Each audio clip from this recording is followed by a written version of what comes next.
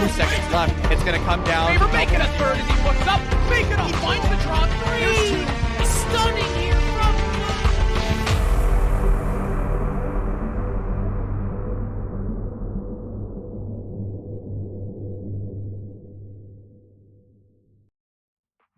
Back in it as we carry on through the closed qualifier brackets. Up next, we have Noob Slayers versus Landscape Co.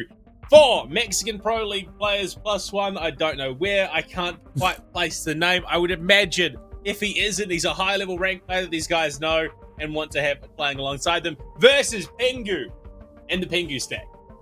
And Pengu stack, yeah, indeed. Look, it's definitely a curious setup because on the one hand, yeah, obviously Pengu and his stack will be quite potent, quite strong. I mean, you have Triss, Dali, Vipor, and Shotgun on Pengu.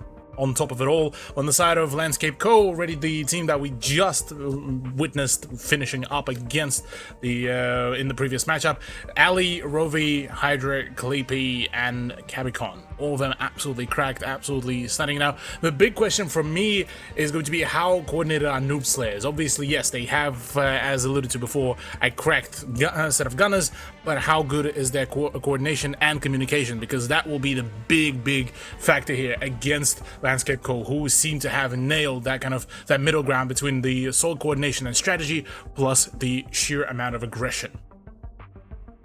Well, I mean, yeah, you've got you've got Pengu on the team, undisputedly one of the best players in the world at Rainbow Six Siege, so you can only imagine what he's going to be bringing to the table in terms of shot calling, all that. Map 1, going to be Villa coming out of the Noob Slayers. Map 2, Landscape and Co opting to go Chalet, and we head to Bank as our decider here, Cthulhu. So one of the staples, one of the norms of competitive Rainbow Six Siege. Then we head to some of those outliers, the Chalet, the Bank, close it out. Although in saying that, Chalet's seen a little bit more play as of late, but Villa. This is a map that is reasonably strategically intensive and one that can go quite long. Oh yeah, Chalet could go absolutely full send. So is Villa, honestly. Each and one of those maps have the opportunity to go full send. I would argue that Chalet would be a rather quicker one than the Villa or Bank, as a matter of fact, but suppose we'll have to see. It is Noob Slayer's pick first, though, with Landscape starting things off on the defense, which does mean that, well, they get to kick off the momentum in their favor, Landscape Co, that is, and be able to dictate how they want to approach this, how do they want to slow down the initial aggression from Noob Slayers.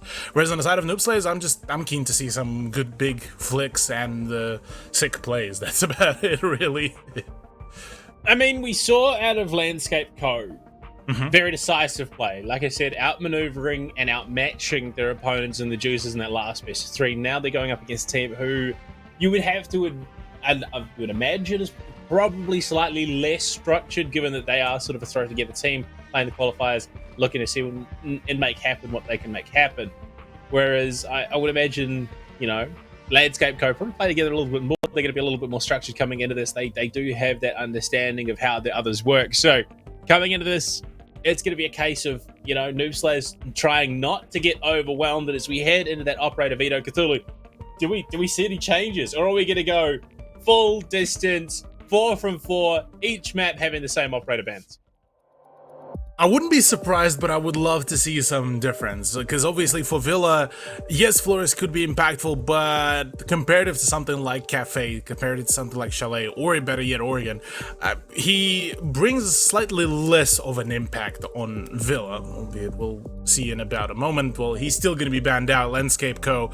do not want to see him. So I'm assuming from here on out, yeah, this will be pretty much a Thatcher ban. Probably the main difference we are going to be seeing is going to be on defense, given that how powerful Thatcher can be. And, well, in comes the pick, and, well, yeah, there it is. Well, in saying that, we're on Villa. Valkyrie and Mira are still incredibly relevant on this map. So, again, the real possibility being that we are just going to see the exact same thing, which we are 3 for 3 at the moment. And, surely, I mean, it's a question of how willing either of these teams to be, putting up with a Mira. And I'm going to say it, Mira. Drum roll? No, it's Key! Key! No! We got some diversity. Okay. Harping on it, them finally worked. Oh, well, okay, right. With Cade out of the equation, this actually does change the dynamic a little bit. Because with Mira now being in the play, obviously a whole lot of teams, I know for a fact, they do train essentially to not accommodate Mira at all. So sometimes, even despite her being open for the picks, she will be completely flat out ignored. We see the picks so far for Landscape Co. Mira is obviously completely outed. Introduction of Clash. I'm assuming that is going to be... Oh, no. Wait. Huh? Six pick. Yeah, so I was expecting, sorry, I got caught off guard here because I thought that obviously Clash would be the 6 pick, given that we haven't really seen Clash per se from Landscape before, and a Womai to a Jaeger transition feels more so of a downgrade if you're looking from just sheer gunfight material, because yes, 416 is good and all, but it doesn't have the magnification scope like the MP5K of Womai has. And with Womai, you can obviously hide those magnets a whole lot more thoroughly. So I'm assuming that's more so kind of just a move towards the comfort ground for Clippy rather than just flat out a utility decision. And the other thing is, yeah, well, look, with Clash, it is maybe an attempt by Landscape Co. to essentially take this a little bit more of a down pace play in round number 1, get through those round number 1 jitters, but figure out what is the overall pace that Noob Slayers are looking to go for.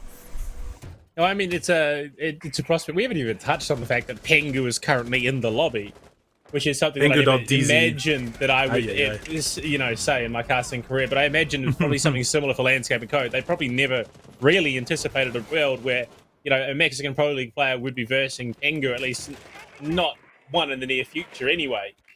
So I can imagine, they want to play it a little bit safer. They want to play it a little bit smarter, slow things down, get over those nerves.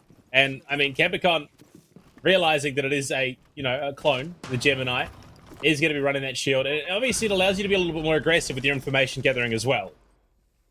Yeah. Interesting that it is the Clash playing on the stairs. Usually you would have somebody a little bit more aggressive, but it does make perfect sense with the UK operator being there and ready to just slow things down and give that early warning.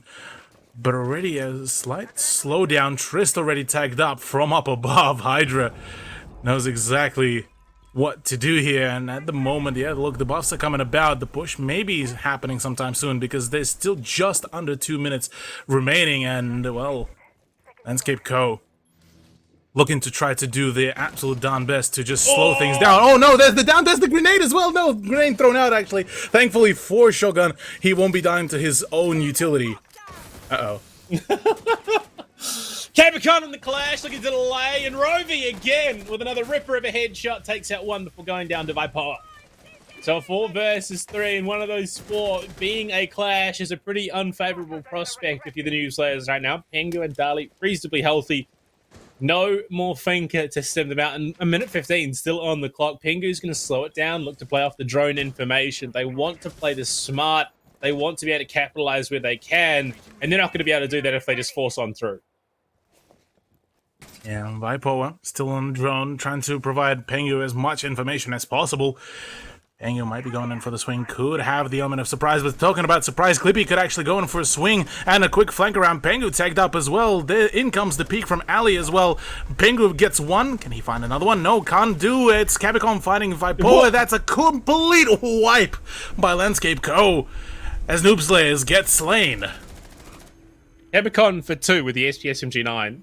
I'm not going to talk about gun selection here on a Clash and why it should be the Super Shorty, but 2 kills as a Clash is pretty spectacular at the end of the day, and Landscape Co. will go 1-0 here on Villa. Dining Room Kitchen looking like it's going to be the next avenue of choice for them on the defense. And, I mean, it was Noob Slayers almost that found themselves playing off the back foot for the majority of that round. Absolutely, yeah. Look, those initial frags pretty much slow down the whole thing, and that is what actually I've been talking about before. Yes, they may have the fragging, but expecting some of those vertical plays and vertical positions from Landscape is what didn't really end up going well for Noob Slayers, and something that they need to be very wary about. That vertical game, especially on Villa, especially being that this is their map pick.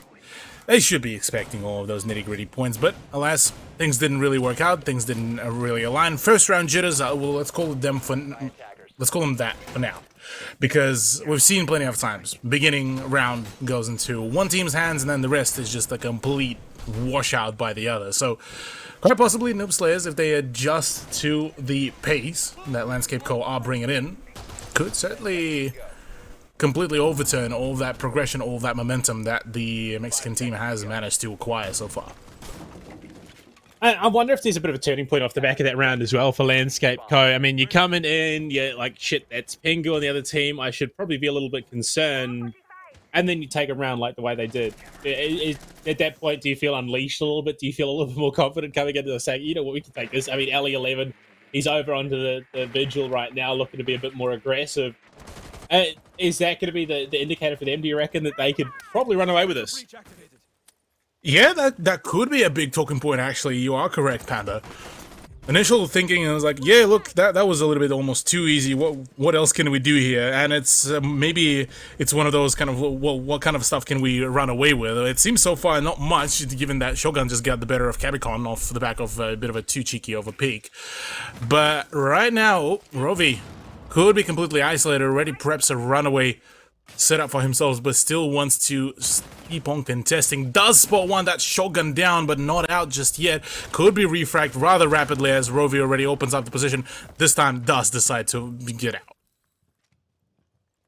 I mean, they lose Trist first. Pingu at least going to answer back for a second. So both teams sitting in even territory, but without a thinker on the board.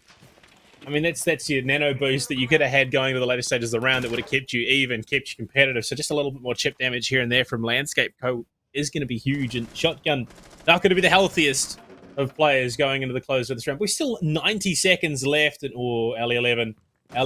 Ellie can see some big angles and Dali tagged. Finished off. Now a 3 versus 3. The health bars are insanely close.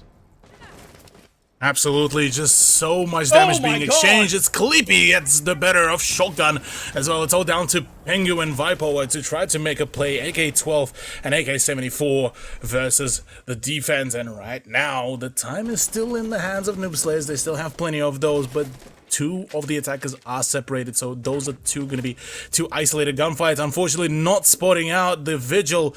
Ali just gets a freebie there. It's all down to Pengu to try to make a play. Goes in for the peek, goes in for the swing. No, gets outgunned. Clippy is just built diff.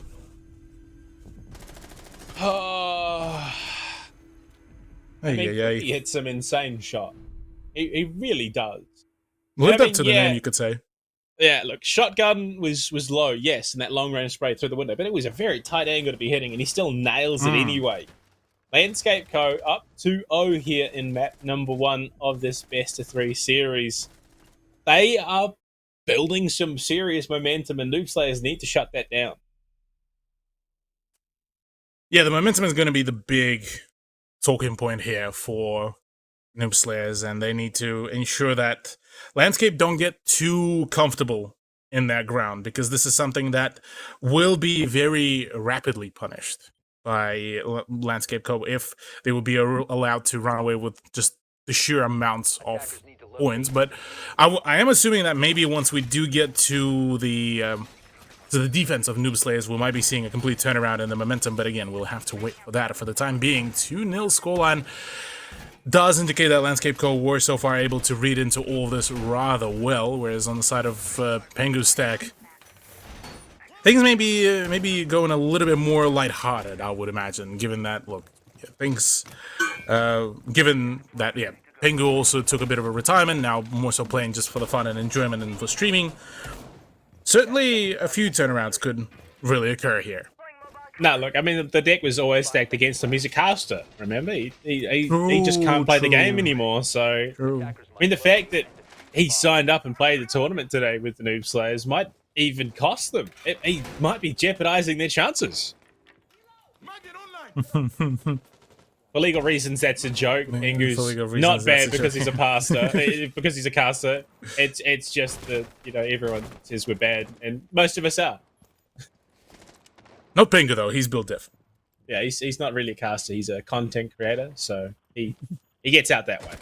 Yeah, he gets out. Well, speaking of getting out, Clippy won't be, given that Triss just crouched walked right into dining. There is, I believe, one more person in the art room still present, so one more body to frag out for Triss, but apart from that, that is a chunky amount of ground gained. Yeah, Ali's on the opposite side, pardon me, of the map, so no immediate danger just yet, but slowly approaching that. Ali wants to isolate some of those gunfights. Rovi, very ambitious decision to push directly into the walk-in, gets the better one. That's unfortunate for Viper. No, Hydra, that's your teammate!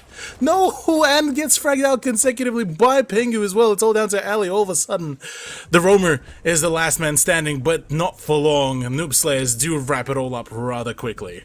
What an absolute mess of a round. Oh, man. Oh, Christ.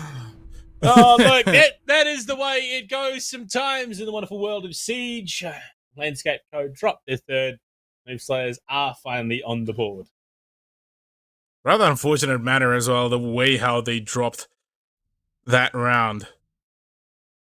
Could have been a big one, but unfortunately, yeah, just all the domino pieces kind of all fell apart. So we are looking to go into round 4 with only a single round differential. And Noob Slayers, if they finally catch wind of, oh yeah, okay, they might be doing some very aggressive stuff once we actually even make a singular step.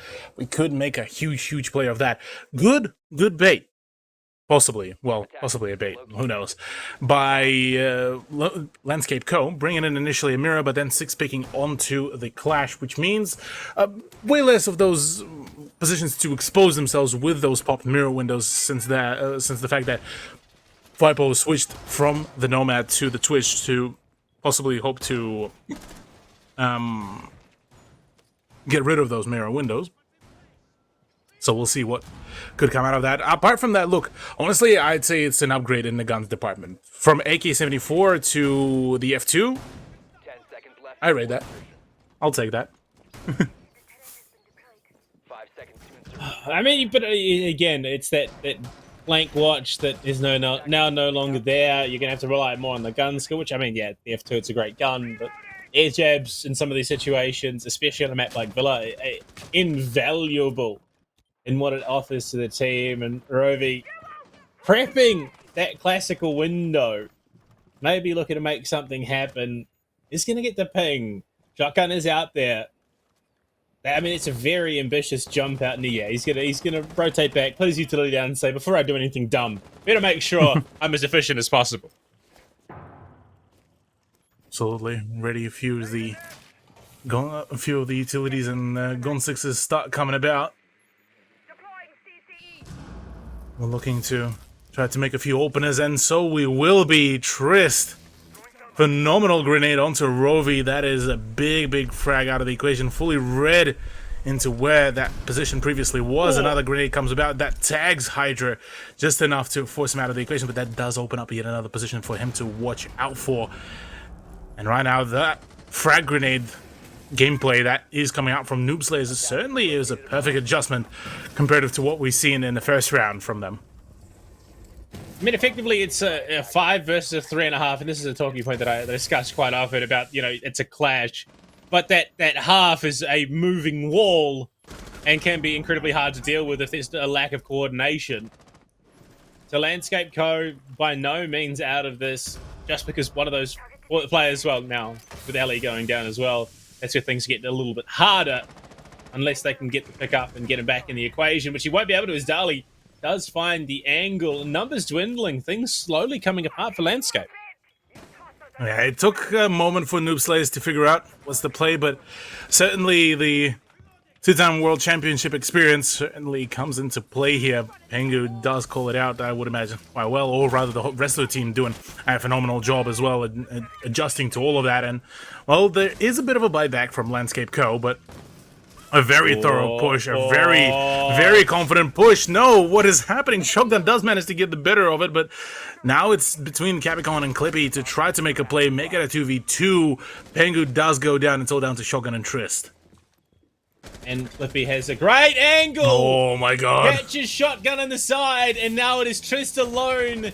And with a clash in play, Clippy gets tagged. They don't even have to go for the gunfight. They can just play the clock, knowing full well that Capicon is going to be an absolute brutal force to be reckoned with. Playing the angle, the rotation coming around Clippy. It's ringing around the Rosie. Clippy goes down, but it's Capricorn with the 360 into the knife. No way. And the replay, the slow. Not even the 360. I thought he went for the turn, but he just drops the shield, stares Trist dead in the eye, and says, "Good night, champ. The round's over." He is. That's a bit of a tilter, I have to say. Given the fact just how quick that turned around. It was so much back and forth as well. It's absolutely nuts. And look, I'm still a little bit confused as to how was that presence on the red stairs completely ignored, but look, I gotta respect the knife fight at the very least between the two remaining players. But for Noob Slayers, that means that the 2-round buffer is once again in effect between themselves and Landscape Co. And Dining Room and Kitchen is going to be the choice, so the tertiary side is upon us.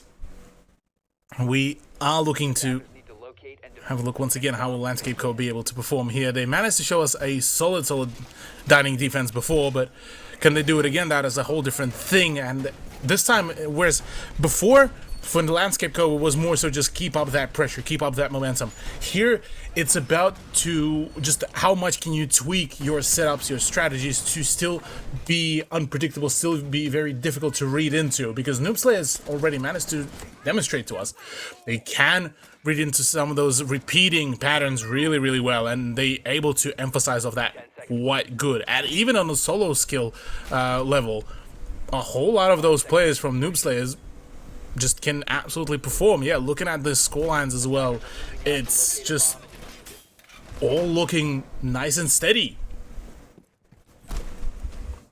I'll be bringing something a little bit different. It's the Legion in play, so I suppose they want a little bit more early warning. Especially given, you know, I mean, the last time we were here, Trist crouch walked through half the building. Actually, no, sorry, that was the statuary trophy. And Still, though, lucky to get in the building, crouch walking once again.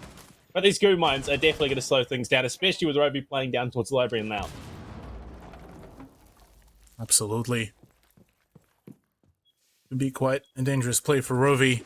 He's been fragged out quite a fair few times already before, so the possibility of that could certainly be in play. Cabicon also playing around the AVG, so is Clippy, trying to find some early contestants, and that is something that Landscape Co could absolutely do here, but decide to opt out of that position would allow a whole lot more flexibility and ability to contest later down the line. But Rovi is keen. Rovi wants it. No, can't land the shots.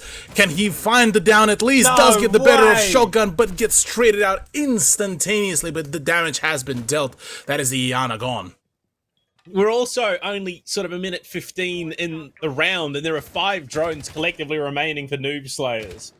So the information economy is not really working out the way that you would hope right now. Camera dealt with, but they lose yet another drone. Sorry, no, okay, so it would have been 7 technically with the laser drones in play. But even still, losing that many at this stage in the round, not great. Not great at all. I'll completely agree with you here. Something needs to change at some point here throughout those pushes, but right now, Hydra getting a little bit jiggy, getting a little bit aggressive, wants to find those frags, but as of now, nothing comes off a Trist. Crouch walking Finker. An absolute fiend when it comes down to Finker.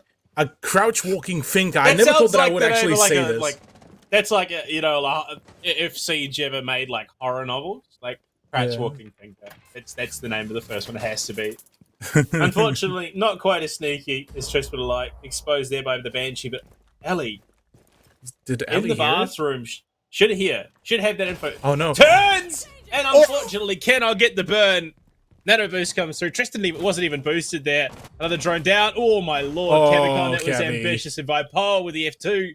Gonna shut it down. Now Clippy and Hydrate. In the 2 versus 4. Frag grenade banked off Trist for a second.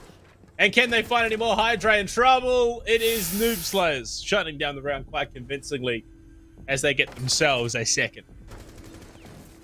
Well, at the very least, for Landscape Code, they already were able to achieve the bare minimum, that is the 3-pointer themselves in the first half. If they can make it a 4-2 score, and that is going to be the best case scenario that they could really ask for, especially against the fact how well Noob Slayers so far were playing.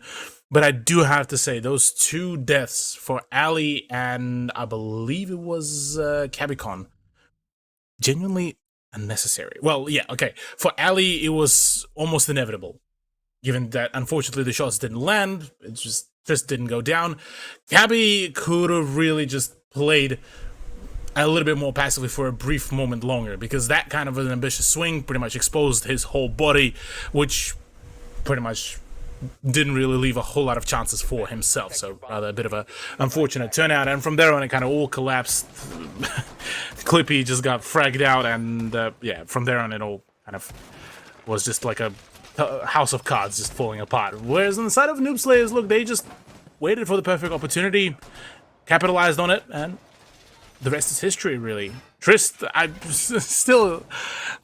a little bit lost for words there. The crouch walking Finker certainly has been quite a bit of a menace, and it seems like it still leaves Landscape Co. a little bit stumped as to what to do, what needs to be done, and how to counter this whole play even. 5 seconds left. Well, that was a very, very interesting transition. The observer kind of nailed it there. The drop down the hatch, walking back up the stairs. I thought we were on the same stairwell, that someone was pulling some shenanigans, but no. Just a player transition. We are into round 6. Yeah, I got played like a fool. Final round of the half here, Cthulhu. Possibilities again for 2 or a 3-3. Landscape Co. are doing some big work. Absolutely. Landscape Co., despite some of the initial shortcomings, still being able to just keep on contesting, keep on pushing, and something that is very formidable and very worth to note as well. Trist, crouch walking again, looking to be that nuisance once more, thinking that he's maybe Nook, but on steroids, and Russian. Already finds an opener, and he's on site, just like that. Trist in to win, Rovi down. Shotgun! Finds Hydrate. It's quickly coming apart here in the closer of the first half. Trist ducking himself back out. No, sorry, still in the site. I had the angle wrong once again. I'm getting played just across the board. But this is a very, very early entry to the site. Cabicon looking for a flank. Drone spots. And the Vulcan Shield will detonate as well. Too many angles for Trist to cover might cause him to go down here, but look at that. Cabicon pulls off the angle, looking to rotate back in. There's just so much that has gone wrong already in the defense. Pengu with the team kill. Cabicon does fall. Another kill for Trist. As Ali falls, it's down to Clippy, who will find one under shotgun. This has been an absolute mess of round. I don't know what's going on. I don't know how this has happened. We are going 3-3. How was Trist allowed to just waltz into the side 2 times? I'm a little bit confused there, a little bit shook, but regardless of all of that, Noob Slayers just absolutely made the best work of it all and managed to just, yeah, look, score a cheeky dub. Rovi was just borderline asleep, I feel, on that peak. There's no reaction whatsoever, no shots back, no nothing. And yeah, clean deal, clean wipe. Borderline to the point where Pengu had to get a TK just to make it look at least somewhat fair. But even then, that didn't even work out. Aviator and Games, though. Now it's Noob Slayers to be the ones to defend. First introducing a Mozzie to a Mozzie pick. As we all know, that's the largest brain 6 pick that could ever be done. And on the side of Landscape Co., look, they are looking to re-bring that kind of that aggression Clippy on the Finker, and Hydra bringing out the Buck. So we are doubling down on the soft breaching capabilities, now having 3 operators basically being able to do it. Switch underway. Noob Slayers now heading over to the defense. And, well, I mean, we saw this transition on Cafe from, you know, and even on Chalet to an extent here. You know, sorry, not Chalet, Oregon. Thinking Oregon. I'm thinking the other team. We saw this on Oregon, the transition from defense to the attack. And Landscape Co. almost, they became a little bit freer. They were able to do more of what they wanted, which is swing it and play aggressively. So here on Villa, it's not quite as free and flowing as Oregon, but you can still have some fun on the attack. Oh, absolutely. You can still do quite some damage. I'm certainly quite keen to see what could Landscape Co. really pull out here. Given the fact that, yeah, look, for Landscape Co., keep in mind, they did go into full BO3 for all 3 maps. Well, Noob Slayers wrapped it all up 7-3, 7-2. So a much more decisive scoreline could certainly be alluding to just the possibility of maybe either this, not the skill gap, but the readiness for the caliber of some of the plays that could be happening. And already, with Triz being pressured a little bit, look, exchanges a few pre-fires here and there, but ultimately does get found by Clippy on the rotation, which is rather unfortunate for the player. But that does open up the opportunity for Noob Slayers to get more points on the board. Losing the Mozzie early means that, I mean, it's not the worst loss, but I mean, you're losing a reasonably good gun, a nitro cell, and the ability to reposition defensive drones.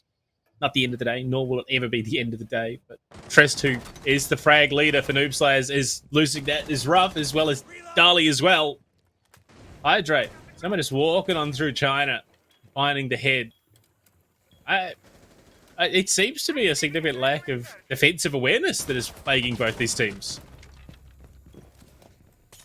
Yeah, look, defensive awareness is certainly kind of seems to be a bit of a trend, but look, for Landscape Code, this is a good chance, good opportunity to make the players themselves already present from down below. Hydra is doing some good work, and this is a big difference between Noob Slayer's defense and Landscape's defense. Landscape had at least 1 or 2 roamers downstairs. Noob Slayer's stuck to just the site so far, or rather a very one-dimensional defense from them, which could be very punishing once things do get to the point of actual push. Toxic canisters from shotgun, going to slow things down for the moment at least, but there is an opening into Vault. Ali on the Ash, R4C gamer that he is, looking primed and ready to get on in and contest the bomb site. Right now, it is going to be the slow approach from Landscape Code. They don't want to force the issue if they don't have to. The plant is going down, long-range spray by Power confirms, and Kebicon drop. Pingu taking Ali's head off with the SMG-11, leaves it to Hydra with 30 seconds to play. Banshee will be there. It's going to be shot out. Kebicon is just going to have to sit and watch from behind the vault door. No chance at a recovery there from him. 23 seconds remaining. Hydra going to rotate around through Classic. Will try and get in behind and catch Pingu unawares if possible. The rotate. That was a leg. That was a leg. Hydra, that was a leg in the middle of the site. No! Missed opportunity. That's Vipoa, who was there, primed on the door. Sees Pingu, goes to the spray with 5 seconds remaining. There's not enough time. One option is to get the kill, but it's a consolation kill. And it will be Noob Slayers taking round 7. What an absolute mess. Absolutely nuts. Jeez Louise. Well, Noob Slayers do manage to make the best of their setup. Really well. Despite the fact that just things were initially looking a little bit dire with the way how so far the initial frags were coming about. But look, yeah, Pengu and Co.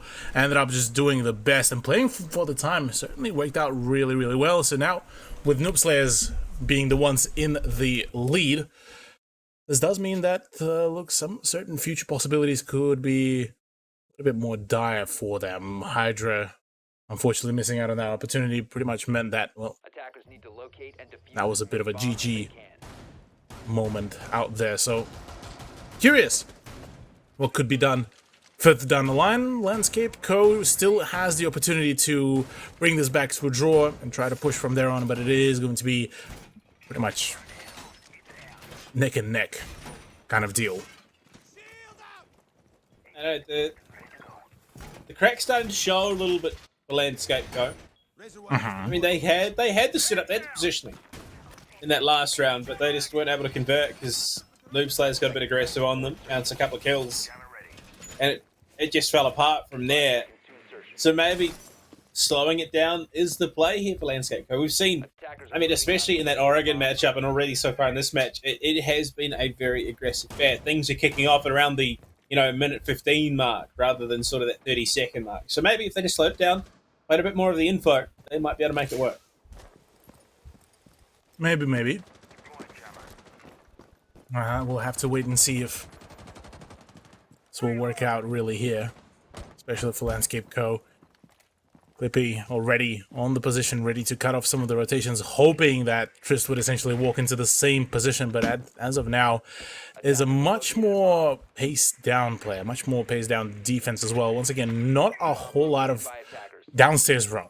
It's very much still sticking to the same floor, same site, or rather same kind of setup overall. Dally wants to find some form of a damage onto Clippy, but the frag grenade could be going in. No, won't be found. Instead, at the moment, it's just, yeah, Landscape Co. pressuring around, trying to find the proper pressure point. The first gunfight does erupt. It's Rovi on the LMGE that gets the better of Pengu.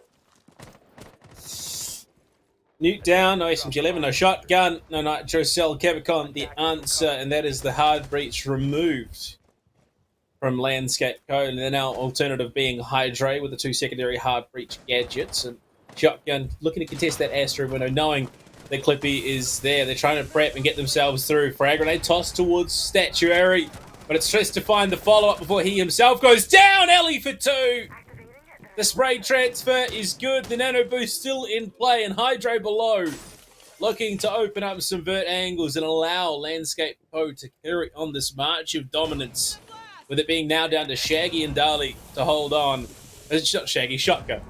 Shotgun and Dali to hold on. And I question, maybe the slowdown was the play, but acceleration is the call that's been made. Well, slowdown from Noob Slayer's acceleration for Landscape Co. It seems a bit of a kind of two decisions that ended up going in tandem in favor of Landscape Co. As a matter of fact, few rotations coming about, still a very workable situation. Both defense players are very high on HP. Still a player advantage though, so the Landscape Co. need to make sure that they are pushing in numbers rather than going for ones, because those two setups that are being done, two big cutoff positions on those choke points, that could be very much workable. SMG11 could be an absolutely deadly tool here, so need to be very wary. About 25 seconds to go, and there's the first down, all down to Dally to Swaggy. Hydra finishes it. Big damage. Ellie finished the spray transfer with the nano boost out, meant that Hydra was able to survive just a little bit longer. And the follow-up, it was just a full bum rush on the Statuary. We are now back at a 4-4, of course. Cthulhu, every step one of these teams takes, it is immediately matched by the other. Yeah, we mentioned this before. This is looking to be quite a bit of a back and forth game, and certainly Landscape Co. were able to step up to the challenge, step up to the deal. Certainly making this a 4-4 scoreline is looking to be a rather close one. I won't be surprised if we are going to be seeing a full overtime set on, as a matter of fact, all 3 maps. So keen to see what is going to be the actual play here. Trophy Room and Statuary is the retry going into all of this, with Noob Slayers kind of figuring out that, hey, look, this did get quite close at the end of it. Maybe we could make things a whole lot different. Maybe play a little bit more passive or a little bit more careful, or better yet, go for a complete turnaround and turn up the aggression to just a whole new level. Well, back to the same site, looking to go for the re-attempt here.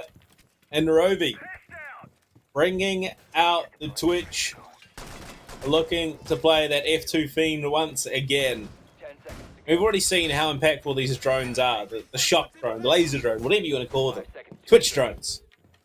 And with that utility possibly being cleared, especially with them prioritizing Pengu on the Bandit, that utility could be nullified insanely fast.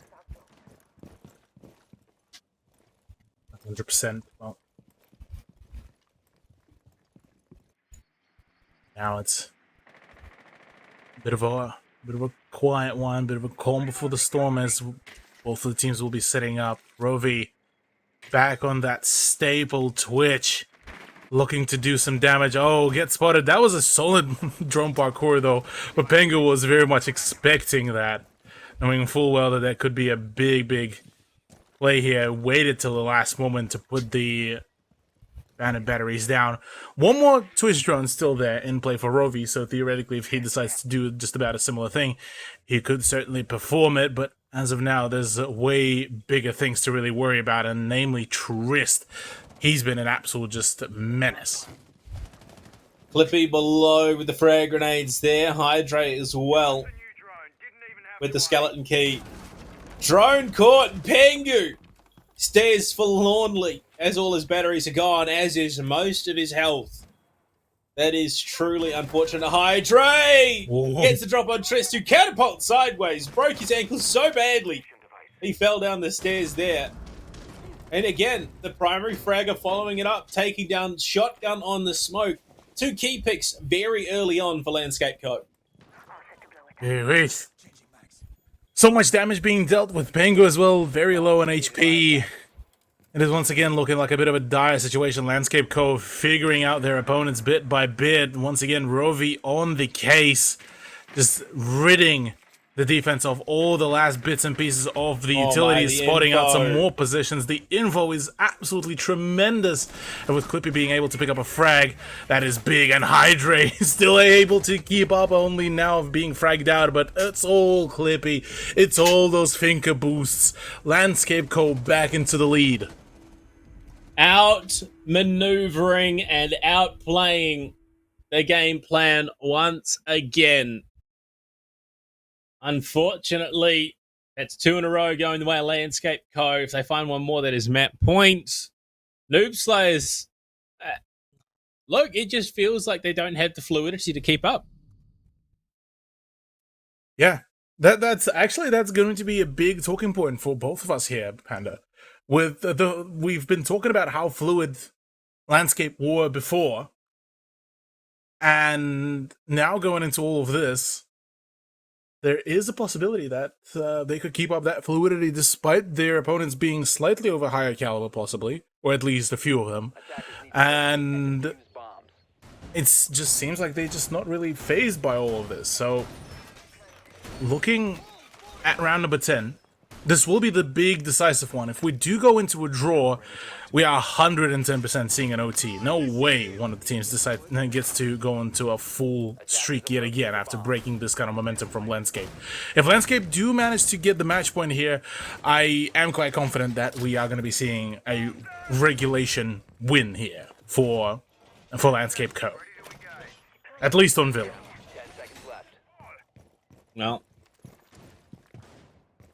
I mean, it's still not out of it yet, and there is no way to call who has won this map just yet. It's 4-5. There's an entirely possible situation where Noob Slayers win the next 3 rounds and take the victory here. But Landscape, honestly, it's almost scary how free and fluid they are on the attack. They just seem to thrive. Absolutely. Seem to be thriving, seem to be just absolutely just pummeling and chugging on through. Already Rovi in position, ready to go in for some of those peaks, some of those swings. Still has both of these shock drones, so ready to wreak some more havoc onto the utility, just waiting on the calls. Either that or he's AFK, which would be rather funny as well if that would come about to it. Apart from that, the rest of the team is actually going in for the push on the opposite side of the map, wanting to make sure that they clear out both of the positions, not allow a lot of roaming ground to the Noob Slayers, full well acknowledging how impactful it could be, and Clippy and Hydra, Finker and Buck going to play in tandem here for some vertical positions. Hydra just being a bit of a nuisance, causing a bit of attention to be paid to him right now. Just wants that vert to open up. Give Rovi... Honestly, I think most of it is just drawing attention so Rovi can do work with this drone. Possibly. Possibly. I would be quite curious to see what can be brought out through all of that. Already Gone 6 is out to try to clear out some of the positions. So far, a very, very quiet game, really, from all of those teams. Ali already applying some more pressure onto the classical hall. 90 hallway is going to be the big place of contention soon. Moving on through, keeping things flowing. Trist on the ground, but Rovi able to get Vipara as well. Getting aggressive drops. Dali a 2-for. Nitro sellout shoots at Rovi. Hit with the nano boost to keep him alive as the smoke tried to deter him. They find more. It's coming apart. A fall is for Landscape Co. to move on to map point. Jeez Louise. Well, Landscape. Yeah, look. absolutely full on sending, full on just chugging on and just pushing through all of this.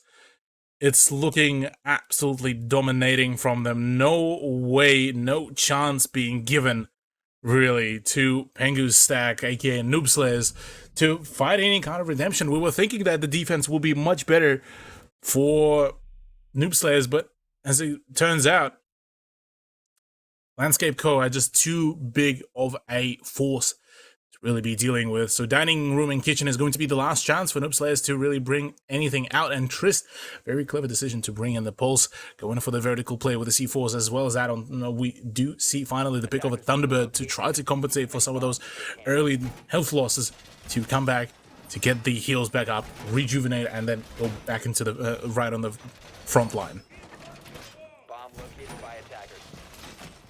Well, I mean, look, coming into that point, things are not quite the ideal here for Noob Slayer, but no, again, still possibility we go to overtime, still the possibility that things carry on just a little bit longer. But I mean, Landscape, I mean, they're having fun, they're vibing, they're loving it.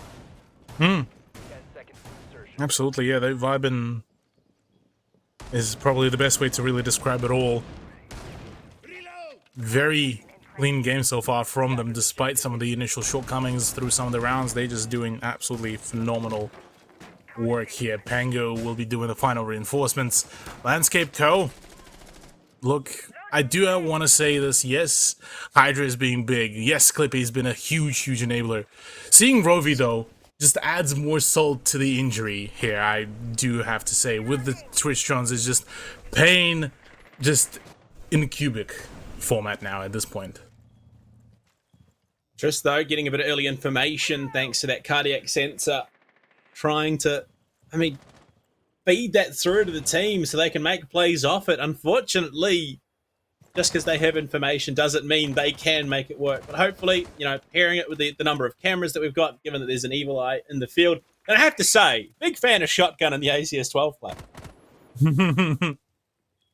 After numerous amounts of buff, that became a absolutely scary gun in the right hands. One would say in low rate of fire, I say a lot of damage per shot, so if you land one or two, that's pretty much borderline a GG. Viper, his position could be absolutely crucial here. If he is able to get an element of surprise, that could be big, but does get spotted by the drone, so forced to fall back. Nearly runs into a crossfire, but gets out scot-free, but does get spotted on that rotation, so at least some knowledge of the roamer is going to be present here. Rovi, though, sneaking on up, is about to meet shotgun. Neither has any idea that the other is there. Shotgun tucked into the corner. Bomb located by And Rovi, I mean, this is such a powerful position that he's now taken. They have no clue. Not at all, yeah. Completely clueless, and that could absolutely throw a spanner in the works of the whole team already. ACS does blast out. Shotgun gone. No, Rovi drops down, but that's probably even for the better. Given that this will provide a whole lot more safety there for the player, but already with Maestro gone, that is a lot of gunfire and gun power. Sorry, completely gone. I mean, at least you can move the cameras now, posthumously, but it's small consolation in the situation, especially now that Noob Slayers find themselves man down in a situation where they need 2 rounds just to get to overtime. Dali attackers have dropped the bomb. looking through into dirt. Pengu finding Cabicon. Ali can't find anything as Viper swings out. 3 versus 4. Ravi almost finds a follow-up, but it's Hydrate walking in, but a team kill! That could be the nail that hits it out of the park! 15 seconds left. Can they find anything more? Dali swings, finds Flippy. 2 versus 3, and as things went rough, they start to come back together. Rovi pushing on through 6 seconds. Now just 5 with 1 player remaining. Swings, Pengu finds it. Noob Slayers. 1 more Cthulhu. 1 more to OT. Oh man. Just as we were about to call it and say, yeah, look, that's it, GG. Noob Slayers just completely flogged it. They managed to pull a phenomenal return on their investment, really doing a solid job. Well, from there on, look, might be looking at some further developments. Aviator and Games, look, Last time it got pulled apart rather well, but it was a bit of a 50-50. Initial attack was rather underwhelming from Landscape Co, so Noob Slayers could certainly still make a solid play, pardon me. Solid play after that. Attack. I'm actually very, very close in a I number am of these actually quite rounds. curious what could be done here to completely ensure, because so far the main thing that Noob Slayer has been completely oblivious to is some of those crouch walks, in a similar kind of way how Trist was just crouch walking all around and just finding those initial frags. It seems like they know that they can do it, but they're not really acknowledging that the enemy team could literally do the same thing and punish them very severely for that. So something to maybe keep an eye out for Noob Slayers is just flank watch, or at least some of those bulletproof cameras like Dali's bringing in, maybe even just some sound cues, something that would ensure that, say somebody is sneaking up on them, they would know for a fact that where to actually go and for the peak. Well, we'll have to see. 1 round overtime, 1 round victory. There's a lot that could come out of this. As it stands, though, Shotgun still playing top main stairs. Landscape and Co. I'm expecting something interesting here. I'd be surprised if it wasn't something like a sweep over from statuary trophy, get in, send Hyper below, Hydrate below, and get him starting up those vert angles. But yeah, we can hear the windows opening in towards the bathroom. Dali, alone in this situation, could find himself overwhelmed. Oh. Same push once again through master bedroom to try to isolate a few of the players. Drone should be able to spot. Yeah, it does already spot some presence. That's Dali. His position been revealed, but so did the drones. Quick rotation, but no, already Ali is there, ready to ramp up. Clippy, what are you doing? That's Hydra gone as well, so deciding to just, you know what, allow us to hand you in one of the team kills. You did one for us, we'll do one for you. Unfortunate. But not the end of the world. I mean, no. it would have helped having him there, but unfortunately, you got to make do with the situations you presented. Or Clippy. Bomb located by Clippy below, frag grenade prep. He almost found the angle onto someone through that vert, but the frag grenade tossed, not going to find its mark onto anyone. Lifehaul could have found himself in a dangerous situation, and the mute gem is right now denying that entry. The opening through into Vault, but it's Capicon finding the kill on the Trist that will start to cripple this Noob Slayer defense. Oh man. Bit of a spooky time. Curious what could be brought out once again. Already 3v4, the buff coming about. Clippy ready to boost things up a little bit more. And Rovi, please gets a tag. And then the smoke is 95. Oh, Should Clippy. be the call. No, Clippy, how do you miss that? No. Back to a 3v3, all of a sudden 3v2. And Rovi able to bounce back, bring it back. Vipo goes down and There we down to go. Shotgun, and there we go. That's the first map, all wrapped up in favor of Landscape. Rovi in the right place, covering the plant. Capicon decides to pull off, ensure that there's no one else encroaching on his position, but a 7-5 victory goes the way of Landscape Co. Up against Noob Slayers, and well, one more win for Landscape Co. They will be in Stage 2, Split 2 of SCS Season 6. Very as well. That's the first map all done and dusted. Just needs one more, and that is their map pick as well. We've already seen that Landscape can perform quite well on their opponent's map picks, but once they move on to their own map pick, the map that they are feeling comfortable, borderline, that's it, GG. And with the fact that I believe it is going to be Chalet, the second one, we've already seen how dominant it was. So I am a little bit scared for Noob Slayers, not gonna lie here, given all things here considered. And look, a 7-5, that's a phenomenal though performance from Landscape. From starting from a fair few hiccups, both teams exchanging blows and keeping it rather competitive down to the very last round of the regulation. It was just phenomenal.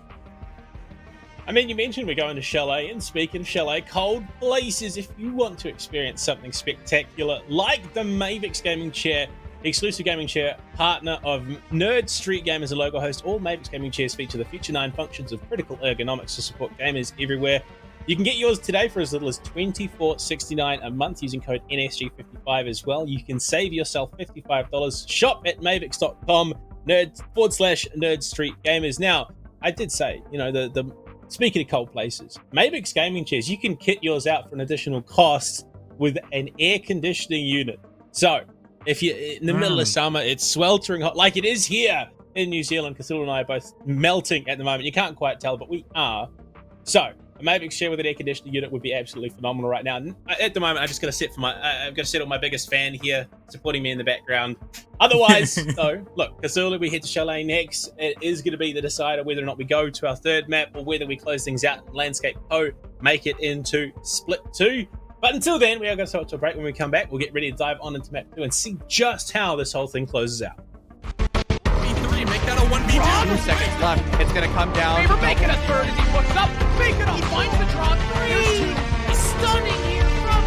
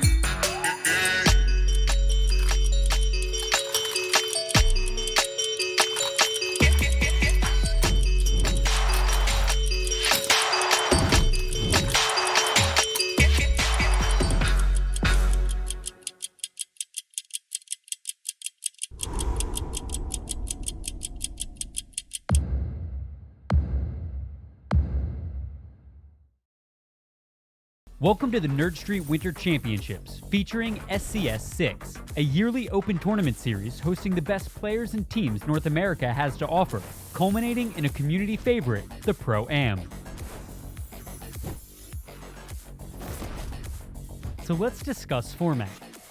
During the Winter Champs season, SCS6 will consist of 2 stages, where each stage begins with 2 open qualifiers. Once Stage 1 is complete, there will be an additional tournament offering 1 more qualification spot prior to Stage 2. Through participating in SCS6, players will acquire leaderboard points and cash prizing.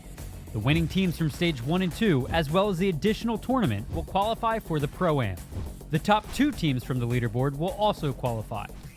As we approach the end of the season, the final qualification spot will be determined through a last chance qualifier. The Grand Finals of the Winter Champs SCS6 will feature the return of the Pro-Am, where the top amateur teams have an opportunity to define their talent against the North American Pro League. But in the end, only one team will be crowned Winter Champs. Sign up today and make history. B3, make that a 1v2. 2 seconds left. It's going to come down. Favor making a third as he looks up. Make it up. He finds the drop. Three. Stunning here from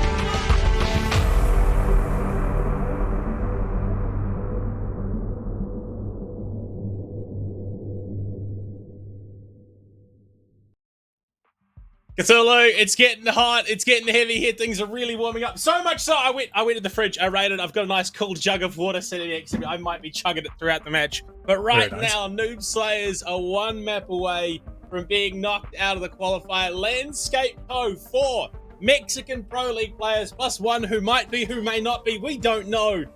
But the Landscape Co. boys are absolutely taking it to Pingu, former world champion Pingu, and his stack right now. You could say Landscape pretty much evened out Noob Slayers to the ground.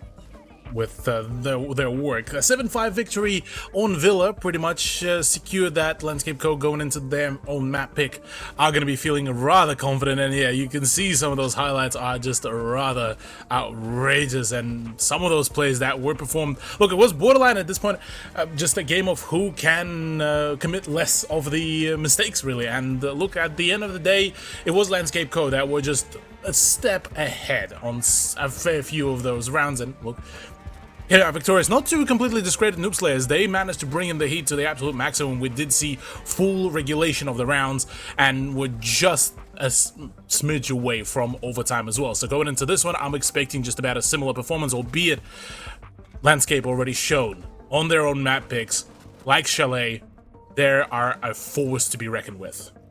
Yeah, I mean, Landscape Co. showed us several times that they are not a perfect team, that there are weaknesses in the way that they play rounds. There has been questions about communication, you know, whether they are in fact in voice chat together or not, because there have been a couple of instances where the communication should have been there, but then nothing really happened off of it. So, look, there's a lot of questions, but we do know for sure they have the map advantage. We're now going on to Chalet. Noob Slayers start on the defense here on this map. They need to win this to take us to bank, otherwise their run is over.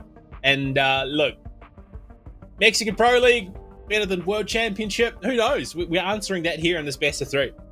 Yeah, look, I mean, we've already seen quite a few of the Latin American team to take the big titles already throughout Siege overall, so wouldn't be surprised if Landscape Co. do end up coming out swinging here. And look, honestly, going into the op ban phase, at this point I'm expecting the same bans for the attack. The defense is where the juice may be coming out, albeit I am expecting a Valkyrie ban as well on top of it all.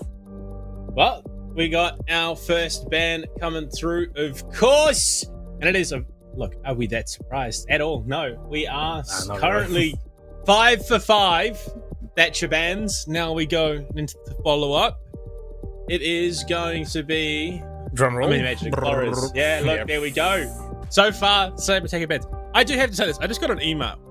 So my favorite part about being a New Zealander, working North American esports, is I get all like the North America spam emails that don't apply to me. I just got one right now. My home security system is fine, thank you. I don't help. But so far, once again, we are right back there. The only difference being this final ban, is it going to be Mirror? Are we going to go back to what was normal? Or are we going to see that Cade come through once again? It is going to be Mirror. So we're right back at it. The only difference in bans we've had so far is the one Cade, and that was obviously not really an issue. Imagine if Cade was the reason why Noob Slayers lost. That would have been far too funny. Look, I'll definitely say that I had like a full-on folder of jokes prepped if Pengu and his stack would have won, but at the moment that's currently being hovered over the recycling bin. Not gonna lie, so. Like retired pro player. We can give him that. Yeah. We'll stick to that. Pengu brings in the Echo, whilst the rest of the team is looking to bring in a little bit more of that kind of proactive utility. But pairing Echo with Smoke does definitely juice a few really solid turnouts. I am though quite curious what would have happened if the Capcan would have been stuck through and brought on board for the first round, because Landscape Co, look, they are bringing in just about the same lineup as they did before. They shown us how deadly they are with, well, first of all on this map, second of all, how deadly they are on the attack on this map. So curious what Noob Slayers will be able to perform here, given that they are a team that are much more organized comparative to the previous adversaries of Landscape. So 10 seconds left. let's see what will come out of that, because honestly, this so far looks just about as similar setup to what we seen so far from Juices. It was Juices? No, pardon me. Am I? No, yeah, sorry, it would have been the last matchup, yeah. That would have been the Judgment Day. Pardon me. Yeah, I was just mixed in. Brains cooked. Yeah, legitimately, brain is boiling right now in the heat. So you will forgive us. But yeah, look, it's stock standard. There's only so many deviations that you do see up on this site. And right now, okay, Rovi is not wasting any time. Straight outside the office door on the drone, looking for whatever information. Oh no. Oh no. That could have been absolutely huge. As soon as he's just waiting for that information, as soon as someone stops moving, He wants to lock it had down. the information, if he had the information on Pengu, he would have just absolutely beamed him by the couch at the back of the site right now. Oh no! Oh, Yokai gone. That's a tilter. Yokai down. That is a tilter. And Pengu doesn't even realize it just yet as well. That is so upsetting here for him. Because the moment the plant is going to be attempted, he won't be able to rotate that drone anymore. He was like, wait, what happened there? Oh my! That is a long range Roby is beam. doing Jeez. some work. I have Okay. huge amounts of respect for Roby. Vipower, for I think just being able Vipower to got do the it. first one. Okay, Pengu's got the second one. Okay. But, Well, I mean, look, regardless, that's damage huge has work been done. already been done. Yeah, the huge work on the utility has been done. Dali actually has a big position here to really play off. If he does get the spotting, there's the drop, gets the better of Hydra. That's actually a huge opener as well. Zero is no more, meaning so much utility gone. The Argus camera is gone. The secondary heart breach device is gone. The everything is gone. Even the Gun 6. So Gone 6, gone. yeah, Zero has gone 6. this Yeah, point, look that yeah. wrong. Oh, Roby. Roby! Pengu down! Just a fraction of a second to react there, and unfortunately, Pengu was not anticipated the audacity of a Twitch sticking its head in that office door. Trist will find the trade back, thankfully, for the Noob Slayers, meaning that they're not totally overwhelmed just yet, but it's still a pretty tough prospect. Oh, okay! How does that What? land? Gets the better of Viper. The rhino could be possibly there. Shotgun does get tagged up. This is very neck and neck. Look at those shreds back and forth, though, Panda. Clippy, Clippy. unfortunately jumps in. Ellie answers back immediately.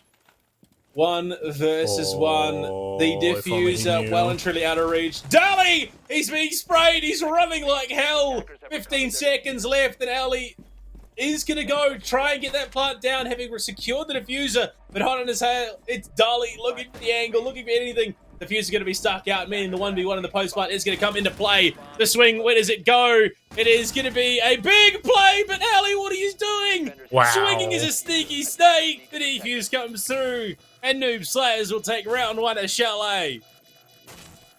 Eesh. Dali. Phenomenal start to the match for Noob Slayers. Albeit it was very risky. It did come down to a 1v1. But my lord. Well, this is bound to be quite a clincher of a game as well, it seems. Even that Landscape Co, look, they've done a solid job, but those trades at the end still resulted in Noob Slayers coming out victorious here. Looking at the replay, yeah, that play initially by Dali, it was what has initially set that pace. That drop onto Zero has been absolutely phenomenal, and yeah, look, a bit of a misplay from Ali there in hoping to find a prone shot pretty much was the demise of the man. So going into all of this, we are now planning to pretty much see just about the same lineup for both defense and offense. Rovi going to be very excited to keep on hunting down those yokai drones. That one will be rather up close and personal at that double door, so should be a rather easy riddance as should it get spotted. But apart from that, the rest of the team of Noob Slayers, look, all of that utility will be just about as precious to keep on slowing things down. And I do once again have to attribute Dali did a solid job there. 5 seconds to go. 2 noticeable changes, of course. One being an Uruni in for the Malusi and a Wamai in for the Kaid instead. And that round is so close. I mean, Ellie had the tools, everything that he needed to be able to take it away, and unfortunately, the prone contest was never going to work out, given that Dali had the advantage on that angle, given that he wasn't prone and slowly snaking his way across the floor. But right now, we are into round 2. Landscape Co have the opportunity to equalize. These yokai drones are, yeah, like you said, going to be the primary focus of Rovi, I think. Yeah. Fully acknowledges how impactful those can be. Clippy really wants to get some sort of action going to get the better of that Jaeger or Viper. Ready, yeah, those Excaliburs will be shot out rather rapidly, which will be a good indicator for the Hibana of Capricorn to don't use the utility just yet. Wait for the push to happen. They need to stop pressuring Dally to force him not to go in for those swings, because that is where they start losing on some of the utility. Vertical pressure from below as well could be absolutely deadly, but so now Viper finally does get the tag, but not enough to force him off that position, which is going to be a rather difficult thing. Ali could be the one to step up to the task. Trying to get rid of the shield top library, but there's still so much utility burn available. Tress going to be tagged up just a little bit here, but not enough to count him out of the round. We saw him do some big things in that last matchup. They're trying to clear some more utility. And oh no, Hydrate that's unfortunate. catches it on his back, but he gets the kill regardless, and a follow-up stun, going to white screen him there. Now they want to flush out the player behind the shield top library, but that position has already been vacated, and Trist again taking more punishment. Pingu shut down with the crisp headshot. Rovi for 2 is in, goes down but not killed thanks to the help of Ali covering and denying shotgun that attempt at the confirmation kill. Lion going down, effectively a 4 versus 1, now a 3 versus 1 as they do get that player down. Rovi up. Dali, they know the positioning here. They have every single inkling, and Hydrate shuts it down, answers back in a much cleaner round than the first. Shell 8 is going to be another hotly contested race. Absolutely. I'm still having a few concerns for Hydrate's wrists after those flicks. Like, my man got some flexibility there, not gonna lie. But in saying that, kitchen and dining room is going to be the next choice. We are on the draw, so already, look, a much closer start compared to the Villa. Let's start things off with that, because Villa saw us with Landscape grabbing the first 2 rounds for themselves before Noob Slayers equalized it all. Here, it's a completely different thing. We are seeing back and forth performances. Kitchen dining room, the side that, at least within ANZ, has been, ANZ OCL, has been dubbed as the side of death, especially for the attack to take over, because of just so many attempts that were there, and only a choice few teams were able to absolutely crack that side and actually push it and not run out of time. So curious how will Landscape and Landscape Co. perform here, and whether they will be able to run it through, or whether the time will run down, courtesy of Noob Slayers. Oh dear. Right now, obviously 1-1, nice and even. The big concern then being what happens when things transition into the second half. What are Landscape and Co. going to do, given that they have proven just that little bit more capable on the attack, because they can be a little bit free, a little bit more aggressive. They can get away with a little bit more. So, I mean, maybe that's when Noob Slayers look to push it going onto their attack, be the ones that determine the pace and make those changes, make the moves, and allow them to go to a third map here. There is. Well, for now, a bit more of a, or a little bit more of a flexible roam here from Trist. He will be backed up by Viper around the inner area, but as it stands, it's a bit of a quiet one. No early contestations. Trist just trying to cover his tracks with those goo mines as well, but Rovi has been just an absolutely huge driving force. And could possibly find a frag. Does get spotted. There's some huge damage dealt, but not enough to finish off Vipoa. Hoping to find one. It does land. One more, knows exactly that there's some pressure. There's the gas grenade as well. Trist does get the better of Clippies and no more of the heals. So now they need to make it count. All of those peaks, all of those pushes. Trist, does he learn about the positioning? No, that's a 3-player hold by the trophy stairs. Oh my lord. Man, Rovi just does not slow down. And that's a terrifying prospect. Shotgun in the bathroom, about to be pushed. He does get the better of Ali in that situation. On the toxic canister to slow down the push. They don't want to be able to give up this vert just yet. They want to keep a hold of it for as long as physically possible. I suppose digitally possible in this situation. But Trist, for a long-range angle, they know that Rovi is still over towards that office position. If they can find the frag, take him out of the equation, just means that it is that much easier to... it's one way to get vert, not an efficient way, but it's one way to get vert. Certainly works on it, but look, Rovi already gets the frag, but unfortunately does get downed amidst all of that action. 3v3 with 50 seconds remaining, and this is where the time management will be of the absolute essence here, I have to say.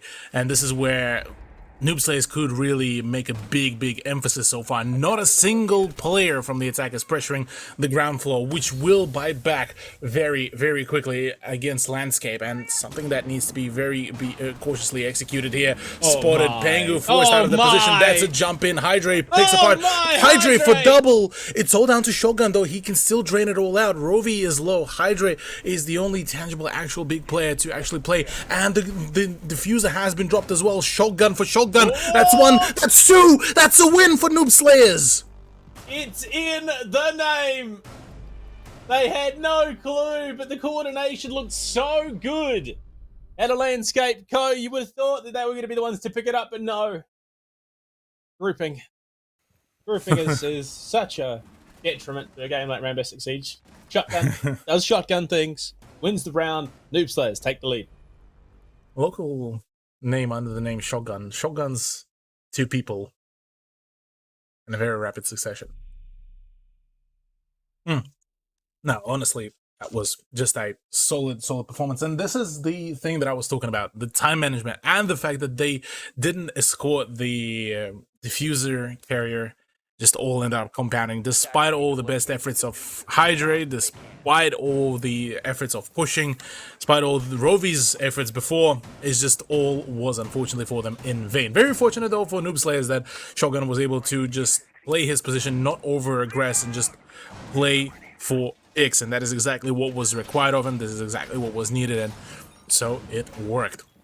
Now going into round number 4, Noob Slayers are in the lead. They're looking to continue that trend and keep on pushing for their own play and maybe exchange the map picks. And if that is going to be the case, could be a rather interesting setup for Bank, given that it is our third map. And well, Bank in general is one of those maps that still feels a little bit unexplored, yet also familiar.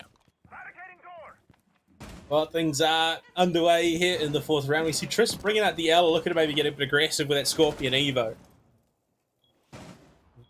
I still don't quite know what to make of this match. Okay, no, Rovi got it in finally.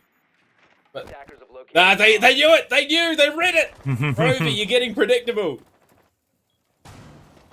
Rovi getting a little bit, too predictable, which could possibly be the downfall of him later down the line.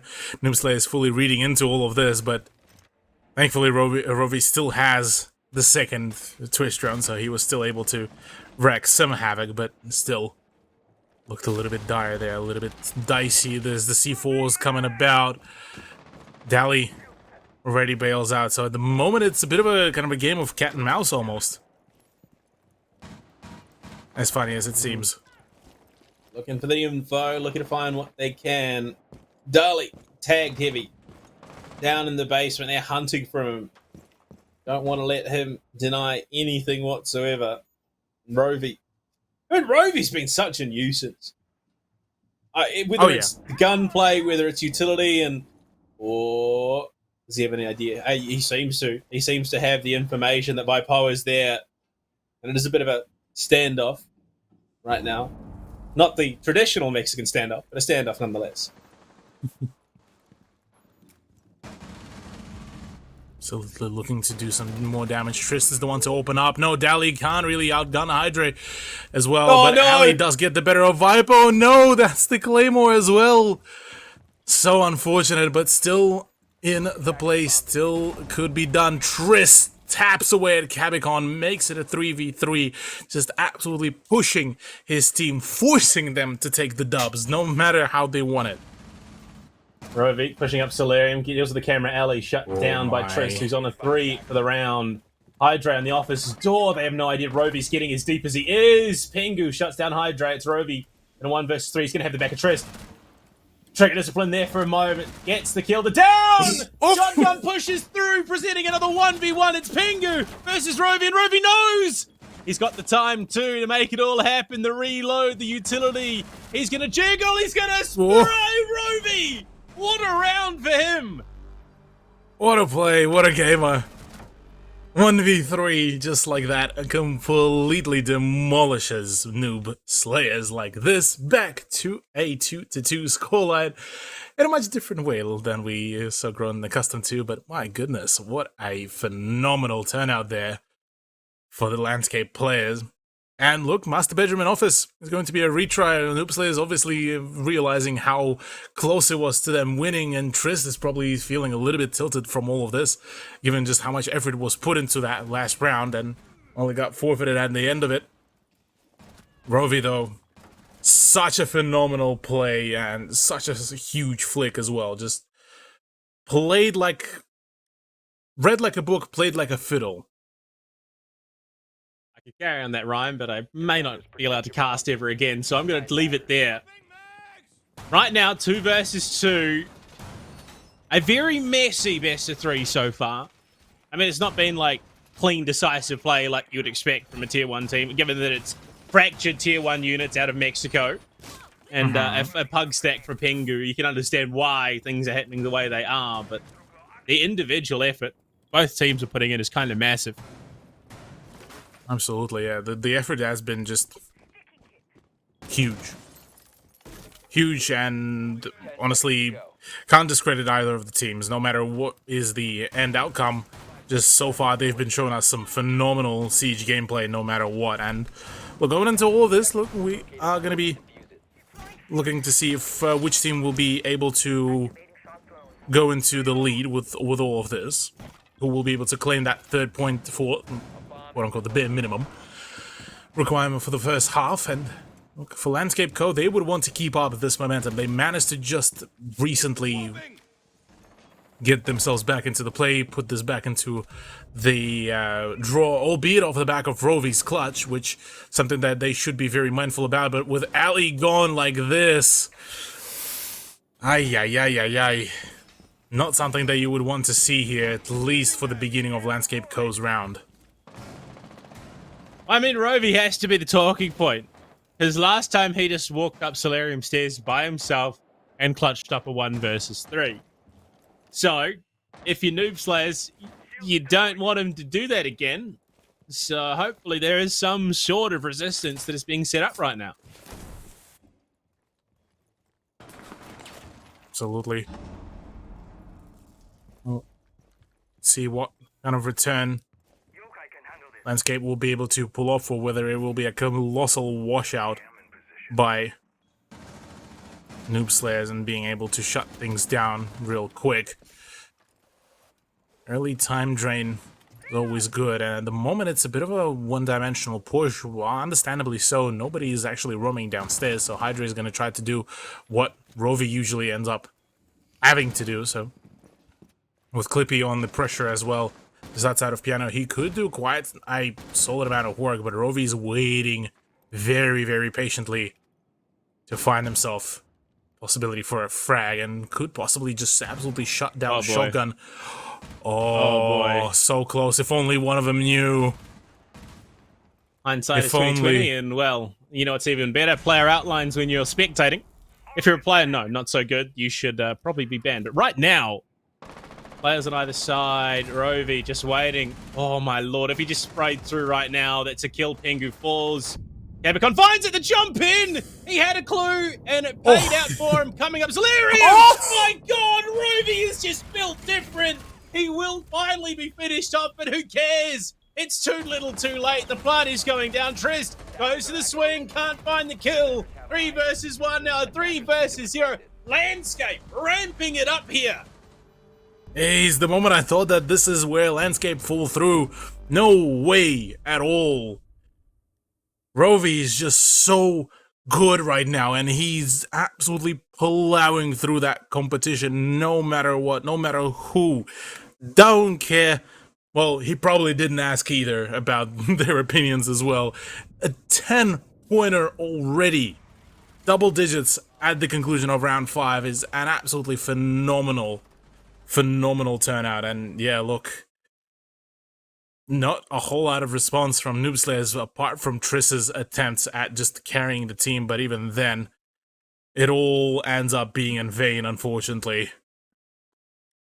Right, the best efforts of Noob Slayers, it may not count for much given that, well, Landscape Co. are mowing grass right now. Oh, man. Once again, bare minimum achieved well and truly.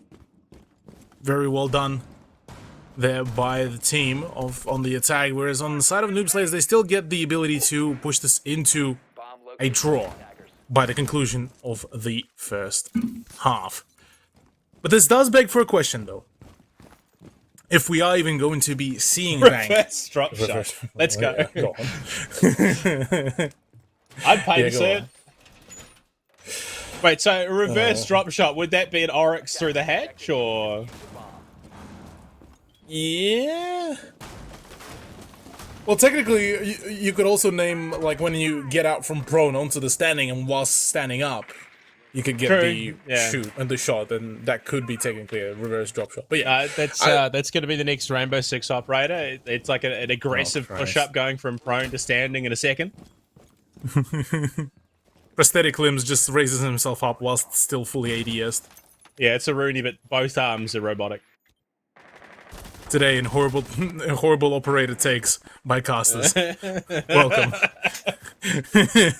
No, what do you mean? The best casting take that I ever heard about an operator is we should make Warden immune to frag grenades as well. Through the ballistic glasses. That you're forgetting that that's bit. Either If you way, can see the grenade, it doesn't count. either way. Oh Lord. Well, it so far seems like Landscape are attempting to ramp this up to the absolute whole new level, and certainly seems like it is an attempt for that. Cade decides to detonate his own Cade Claw via the C4 and commits the utility Sudoku. The whilst- ultimate act of utility betrayal. Yeah, the ultimate act of that. And meanwhile, the whole team of Landscape Co. are just slowly but surely just chugging on along, just trying to force their way directly onto either the top floor into the office or straight onto the side. Last time we've seen this. There is well, far site too played movement. out. There is far too much movement on Roby's charm, because while he is upside down, not moving, that upsets me greatly. Bomb located by attackers. But Ali finds the first. Dali falls. They've got the opening. I mean, there's so much work that we haven't even touched on that Landscape have already done in prepping for the execute onto the site. Hydrate covering bases down below. They've got the utility to dump on it. Hell, they've even got Roby with 2 smokes to push on through and cover that plant should they look to make it happen. But Yeah, they there's already 50 managed to seconds make it left in in the play. And they already have the opening. Vipo does respond back onto Hydrate, so we're back onto 4v4. But with the vertical being played, Trist has the perfect opportunity to absolutely shut things down. Vipo for 2. That is big right now, and actually all falling apart. Pengu finds one for himself as well. It's all down to Rovi. Rovi overwhelmed. It's all Clippy. In a 1v3, 26 seconds to go. He needs a miracle to be able to win out this round. Otherwise, we are finishing the first half in 3-3, and so we will. Pengu wraps it all up. Yeah, I mean, it was an uphill battle. The miracle really does come. And the half switch goes 3-3. We now head over to Landscape Co on the defense, and Noob Slayers picking up the attack. Pengu, undoubtedly, yes, back onto the 8th, which has been a staple for the team. I think there's every single round that I've seen him play for this team today has been on an ace. That's including his own stream as well. But Master Bedroom offers the first defense. Cabicon also bringing out the Echo. So a bit of a staple here. Bit of a staple indeed. Looking to introduce more of just the comfort zone picks. Clippy deciding to opt out of Melusi towards an alibi certainly could bring in a good game changer there for himself and for the pace overall of the team. Curious what will Landscape Co. be able to do on the defense. We've already seen a rather solid performance on the attack from them, bar a few mistakes here and there. But at least mechanically, we have confirmed they are absolutely cracked through and through and looking to dish out even more damage. Now, I'm curious what will Noob Slayers will do, because obviously on the attack, they managed to perform quite a few really solid plays, especially on Villa. So I'm rather curious what kind of turnout will they be able to bring in, because so far the lineup is relatively similar, bar the hard breaches change. Pengu back on his kind of almost feels like a comfort pick of Ace, where he has an amazing gun and a pretty solid utility, so a very versatile operator as it is.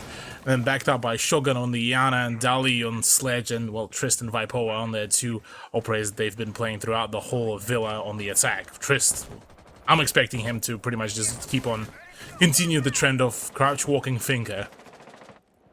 Now sprinting through backstock, so no crouching just yet. Wanting to be a little bit more aggressive. But as things stand, Kevicon the first to fall, shotgun on the rappel on that double window, doing some damage. Rovi falls to Trist as well on the hunt down on that first floor. So again, momentum shift now as Noob Slayers head over to the attack. The momentum switch is certainly big, given that the two big performers gone and out. Landscape already feeling the pain starting to settle in, and that is something that they would need to be very wary about. So much ground completely given away, and from there on it's going to be even more difficult. Still 2 minutes to go. This is where the biggest painful part comes in, where they need to make sure that they just nailing their shots. As long as they can make it so that the point or play deficit doesn't really phase them too much, they'll be able to make a play of that. Hydra wants to get the C4 down, or at least get rid of those ace charges. Two of the summons, as a matter of fact, all completely drained out, but now he's locked into a singular position, which could be absolutely fragged out. No, Hydra, how is he alive, though? That's a frag when he comes in. It doesn't roll into the breaches, and only just slightly the shrapnel tags him. How is he alive? He almost gets the head of Pengu, unfortunately. Too many players covering that single angle. He shuts him down. 2 versus 5. Gemini through. He's going to be looking for information. Clippy on that piano double. And Ali over towards... No, actually, he's pushing through the office door. This could be huge if he gets the run out here onto multiple players. The spray transfer is going to have to be good. But no. Okay, almost a misplay, but he secures the kill in the end before being traded out by Dali, pushing up that trophy hallway, the library hallway. The jump on in, Pengu in. They know where Clippy is. They have the info. Can he find anything? 1, 2, almost, but no. Trist denies the kill as well. It is a Noob Slayers round. Absolutely. Well, Noob Slayers wrapping it all up really nicely with a tie, putting themselves back again into the lead yet one more time, but only with a single round buffer. We'll have to essentially push the very same side yet again. Landscape Co. fully realizing that Master Bedroom should have been theirs, and they shouldn't have lost any of the defenders in the early stages of the round. Will be attempting to retry it all. Hydra, though, switches off. Well, attempts to switch off last moment, but unfortunately misses the timing for himself there, so we'll be stuck to the Echo. And so begins the round. Number 8. We are just only 4 rounds away from possibly seeing it all conclude. Or, well, 4 or 3. That depends, but I'm assuming that this will go full regulation, if not overtime. And for Noob Slayers, them being in the advantage in the points means that, well, some mental pressure could be starting to ramp up onto Landscape Co. They already went through a singular BO3 with all 3 maps being played out to the full regulation. Going into all of this, could possibly be seeing some rather closer scorelines yet again as the fatigue starts settling in. Attackers must locate and defuse the bomb. I don't know. Ferme hasn't released a script to us, so we don't know what's going to happen. We're just the import, so we'll have Just to the carry imports, on yeah, assuming right. we don't know what's going on. But I mean, I have to say, and this is, you know, look, from ANZ, where OCA, I've noticed something that we as a region see a lot more of, an APAC, that I'm not seeing it all here and there. A distinct lack of frost. I have not seen a frost on the defense whatsoever here on Chalet. When you look at other regions, it's a staple. Yeah, valid point, really, here, but so is valid point about that alley just getting boinked yet again on some of those peaks. Once again, poor Jaeger player just can't seem to be able to get a break, which is going to be ultimately resulting in the demise. So is Cabicon. Trist with those vertical frag grenades just being absolutely deadly. Once again, leaving 3 players all alone. With still 2 minutes to go, something that Noob Slayer is just absolutely seeming to be able to demolish their opposition from, with, or rather, absolutely being able to run away scot-free, and something that will be worth to note going in the later stages of the round. It's just, it seems like it's the fluidity now has been transferred over to Noob Slayers rather than Landscape Co. with the way how the attack so far been going. Yeah, I mean, it's definitely the feeling that we're getting at the moment.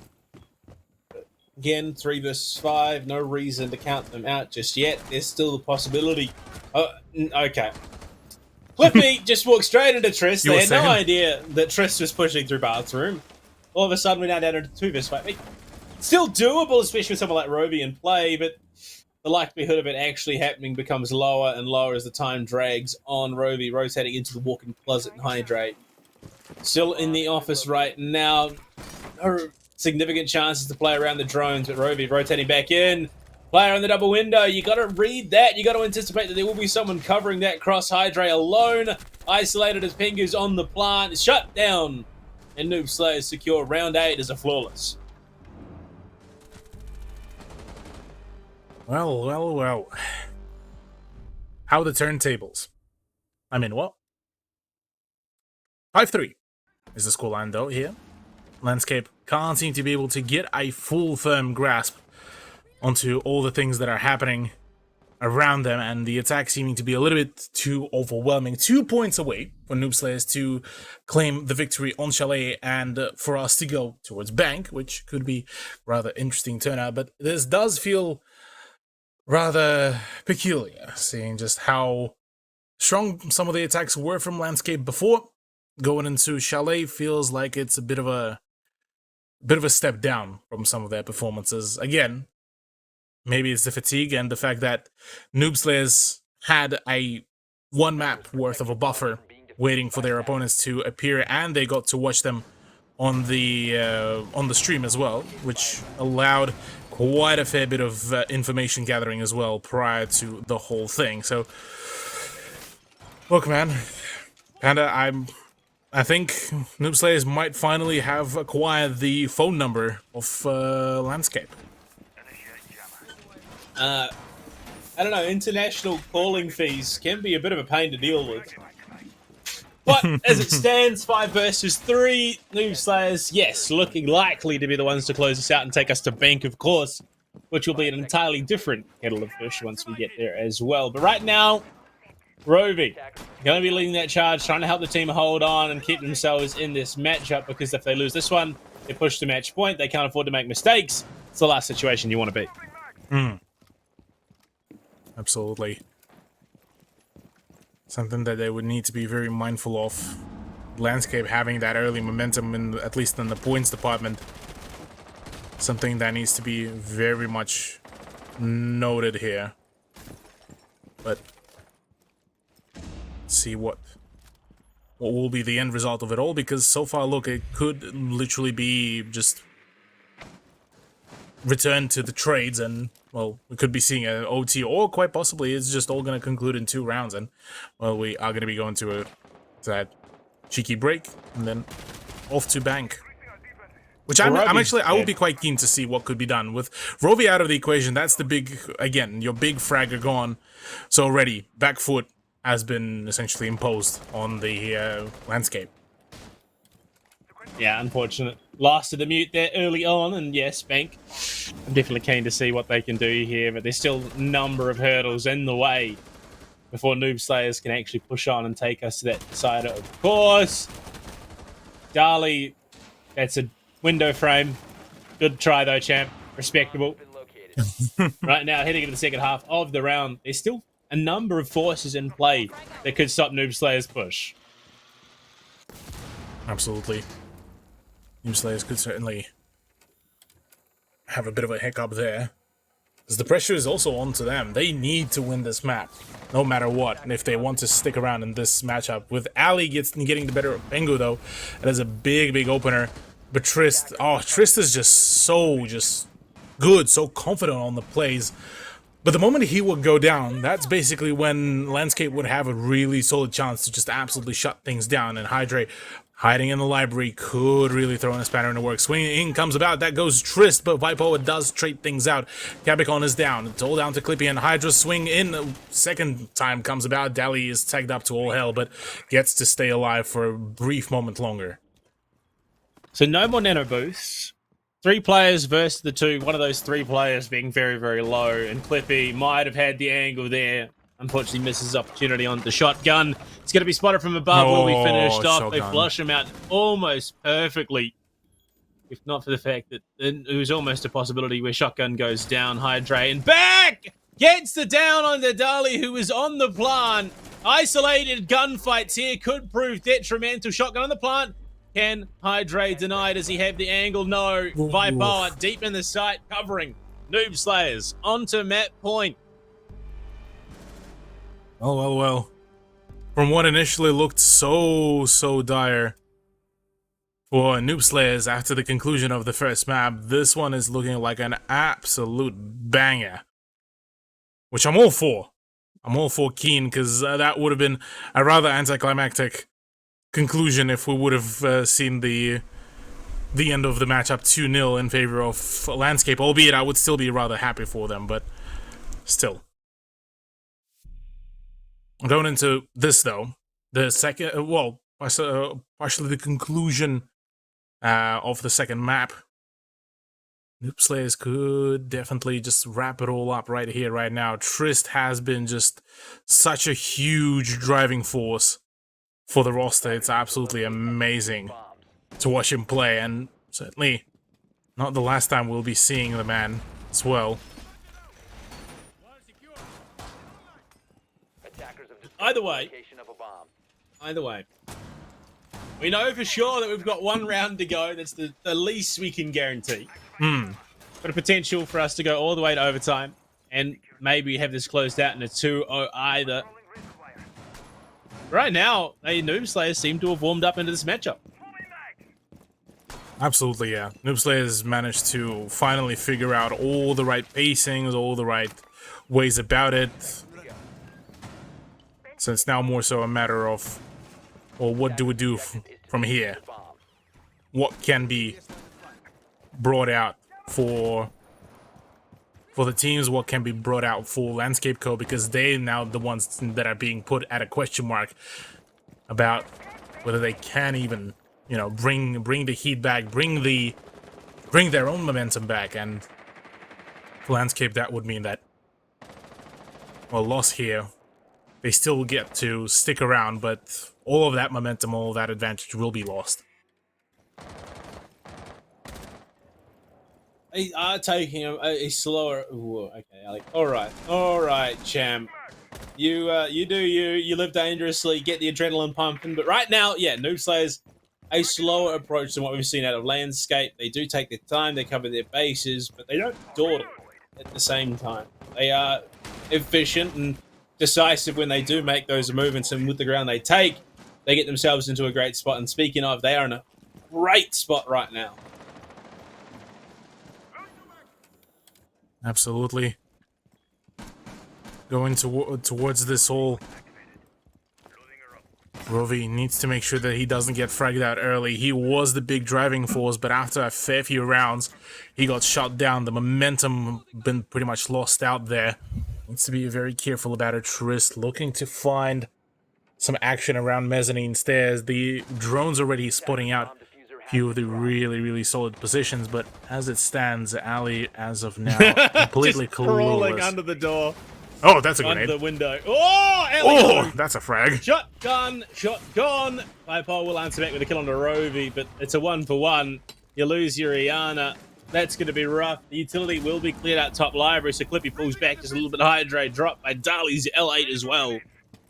So the gunfight's currently going the way of Noob Slayers. They lose Shotgun, they lose Pengu as well. So all of a sudden things equalize once again. Trist damaged heavy. Finished off, in fact, by Clippy with the M5 in hand. And all of a sudden, this momentum that has been generated by Noob Slayers halted violently in its tracks. Absolutely. All down to Vipo and Dali. Now, both of these players were able to perform quite well as of recently, but given the fact that it's been mostly just Trist, Shotgun, and Pengu show, or rather, sorry, Trist, Shotgun, and Dali. Oh, Vipo, tap needs to tap. No, could not do it. Dali is the one to get the better of him. It's all down to Dali, who's already got spotted out. The Sankyu is there. Vertical coming out. Does get the down onto Ali, but can't really confirm the frag. So Ali will be able to fall back. No, he won't. 14 seconds to go. Needs to get into a bit of a crossfire. The pre-fire is there. Cabicon to wrap it all up. Landscape do keep themselves running, but they still have a 2-point differential upon them.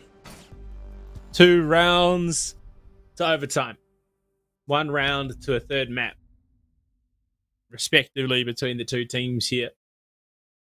I mean, it was a brief respite for Landscape Co. It's not by any means a guarantee that we're going to see them close it out here. Noob Slayers, they still need to win the 1, so they, again, the scale's leaning in favor of them right now. Yeah, well, the scales do lean in their favor. And still, we've seen a number of teams that, look, found their momentum, got to the match point, and then from there on proceeded, well, the only way to really describe it is to throw, but throw by the means of, well, just unfortunate misplays here and there, and maybe getting a little bit too cheeky. But I highly doubt that Noob Slayers will be in the same kind of way about it, and I'm sure that they would still be able to pull off some big plays, but in saying that, pressure is still upon them, and we've seen how back and forth it's been, so the chances are still quite slim, but not completely impossible. And for Noob Slayers, they need to make sure that they are nailing their plays. There's already, I believe, thought I heard some sort of a utility being broken, but maybe I'm just hearing things. It was the coffee machine. They broke the coffee machine, right. Cthulhu. Broke the coffee machine, right. The sacred. The Italians are going to be fuming everywhere. Hydrate. Not fighting any fans of the Italian community, but right now, again, match point still very much in favor of Noob Slayers. Honestly, it's just a case that they just need to avoid making mistakes. They just play the game the way they have been so far, and they can close this one out. All right, I've heard of long arm diffusing, but teleporting into a bathtub, that's a new one. Interesting ways about it, but maybe a bit of a Houdini action. There, frag grenade comes out. Trist, first one. Nope, decides to actually hold on to it for now. Quite a fair bit of information being exchanged here, and really the Iana Gemini comes about. Dali also finds out the position of Hydra as well, I believe. At least has a good inkling. Frag grenade being tempted around here. But it's Shogun to start throwing some fragmentation around in hopes of finding at least some form of damage. Hydra in a relatively safe spot, but unless a grenade gets banked in through below, could be absolutely deadly. Shotgun about to go in for the push, and that is going to be the first possible victim for Hydra to go and fight at. Flippy somehow avoiding damage there just in the threshold of the bathroom. Player is below and multiple bodies heading towards Solarium right now. This may not be a position that he wants to continue contesting for too long should someone swing that doorway and frag him out. Deli below. Ellie still in the bedroom. Sorry, not bathroom. It's actually Hydrate in the bathroom right now. There is this drone, though.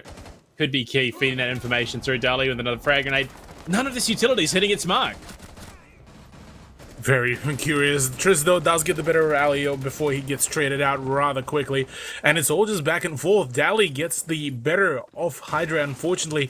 Just decides to keep on over-swinging, and that does end up costing him his life. The rest of the team is still able to hold their positions. Clippy, Trigger Discipline is there, waiting for the full exposure. Rovi is absolutely tagged to all hell, but Clippy is the one to return fire. 3v2, 47 seconds, needs to be in full safety, but there is still, I believe, presence on the double window.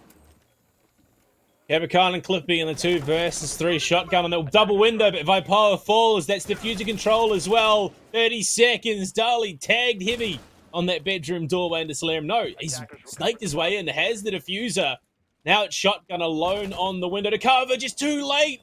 Now they're in. They've got the diffuser control again. Shotgun let the opportunity slip. Clippy goes to the pre-fire. Cthulhu back within one. Back within one by what felt initially like a miracle run. Phenomenal pacing and discipline by the Landscape players did allow them to just claim that win so well, holding those long angles. Gotta give it the credit to Clippy though. That was a stunning hold from the office. Despite all the initial shortcomings, despite some of the initial just unfortunate mistrades, that was a phenomenal play. And look, the ability, well, partially you have to also mention that Shogun unfortunately let the alibi just run through, and that did allow essentially to find a frag for one of the players on the Landscape side, which ended up then pretty much sealing the deal because time was low. Shogun had to essentially jump in, and well, he already full well knew that he was pretty much, that was it. Couldn't really bring a clutch unless they both lined up somehow miraculously, but again, that would have been one of the biggest throws possible. So, with a 6-5 scoreline, only 1 point is now separating Landscape from a return to a possible run to finish it all in a 2-0 manner in overall BO3. If they go to OT here, that could be a big play here and could really start settling in the tilt factor on the side of Noob Slayers. I mean, if we go to OT, the possibilities of Triss dropping a 20 today become that much higher. Some cheeky shenanigans around the cave claws down in the basement, which, I mean, you love to see the innovation that teams are coming up with in terms of denying that breach from Fireplace. And yeah, down in Wine is where that claw... Oh no, has he missed it? He has. Uh-oh. That's not good. I don't know. Maybe he has missed it. Maybe he's planning on doing something with the other claw. Yeah, okay, so he was. So, I mean, that, or it was... He's making it look like this is intentional. I don't know, and we'll never be able to confirm if it is or not. Maybe if you hit up the DMs after that, could finally get the confirmation. Alas, though, already the push is starting to come through.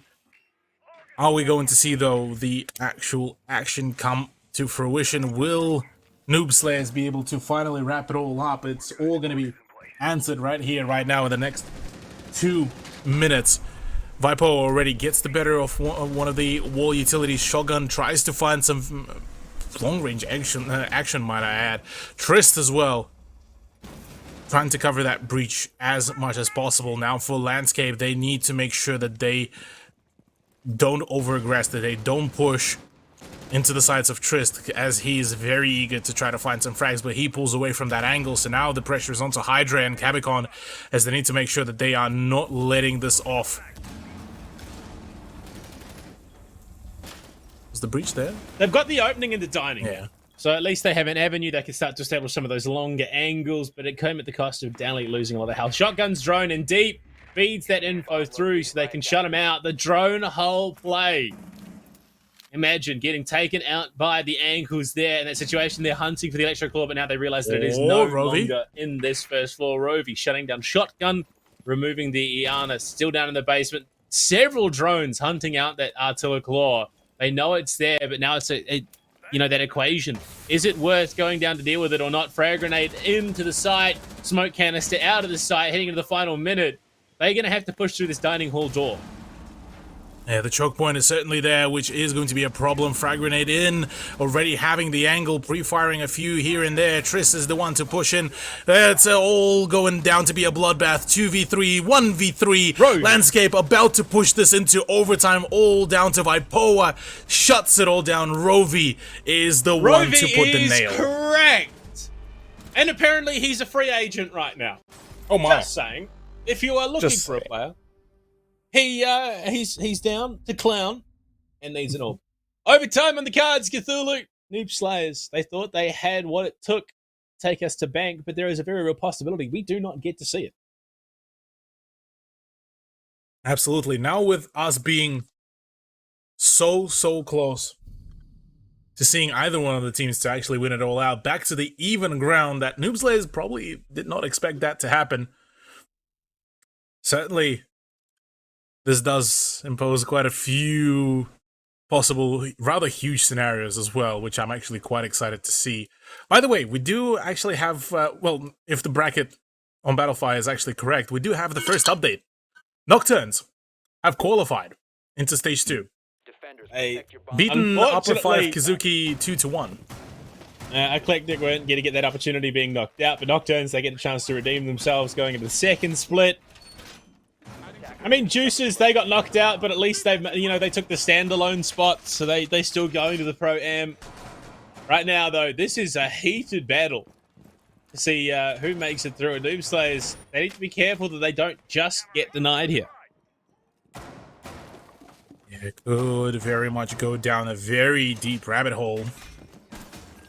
Be rather dangerous here. Rovi returned back to his form, 13-9, looking very good. Ali unfortunately had a bit of a quieter game, so does Hydra and Cabicon. They need to keep up their momentum, though. It is going to be absolutely crucial here, given the fact that Trist and Dali have been the two big driving forces behind them. Shotgun and Vipoa have been just absolutely putting in the hard yards. First round of the overtime. For those who are just tuning in, this has been an absolute back and forth game between the two rosters, but it's Landscape. If they do win out this map, this is it. They are the ones to qualify into Stage 2 and completely possibly pull out through the competition. Trist will be the number one priority target here, I have to say, for Landscape, though. Possible 3 rounds, a minimum of 2, of course.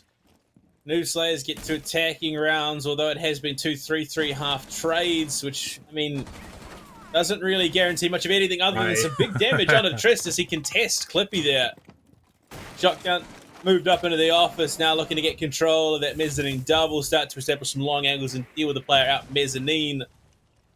But honestly, again, it's still down to this point where, I mean, look, yeah, Noob Slayers might have the opportunity to push it back, but I still couldn't call it even if I was paid to. Not at all. With Rovi getting the better of Vipoa, though, that is 0 out of the equation. A lot of information gathering utility and flank watch gone and out of the equation as Rovi just falls back to his position. Quite a fair bit of damage has been dealt to Ali, so he might need to start falling back, but Hydra has the position. No, misses out one of the gunfights. Does dish out a little bit of a damage to Shotgun, but needs to start falling back as his position is about to become expendable really quickly. Has Clippy there in support as well, still in Rovi. Still downstairs, has come into the Nitro Cell, doesn't find anything, but 14-9, about to equalize with Trist should another kill be found. Gemini, sorry, not Gemini, Prisma picks up the scan onto one Hydra, sprayed through a shotgun, gets aggressive onto mezzanine. After Ali pulled off that angle, it was just free real estate for Noob Slayer to be taking. Rovi hunkered down on the site, looking to play anchor. As we go into the final 45, you can see Noob Slayer's desperate looking for positioning. Trist taking even further punishment right now on a sliver of health. Does have the 1 nano boost left, so if they can get rid of Trist before that becomes available, that would be huge. Absolutely. That will be big. Trist, final boost. In comes the push. 30 seconds remaining. This is going to be the big decider. Trist out. That's 3v4. Shotgun gets the frag. That's 3v3. 20 seconds to go. Pengu will be doing the last moment droning right now. The push does spot one behind the bar, one by the library stairs. Does confirm that there is some presence already. There's the drop down. Big Ali damage. No, there's 1v1. 1v1. Can he do Ali's it, gonna play Dali? time. Spots the player in the door. He's just got to play the clock. No! He stands up. All he had to do is back through back stock. He didn't need to stand up. And that would have been their round. Hell, he could have just stayed prone and it would have been their round. But a costly mistake there for Landscape. They find themselves down 1. Noob Slayers only need 1 to take us to bank. All he had to do was follow the damn train. And unfortunately, that just did not really work out for the gamer. Landscape. Now, once again, a round down, but oh so close there. Ali, just unfortunate mistake here from them. How could he know as well? Thought that he would be able to keep on contesting safely from that bar, and, well, at that point, unfortunately, just the chances that he took were not particularly too favorable. Master bedroom and office are coming on about.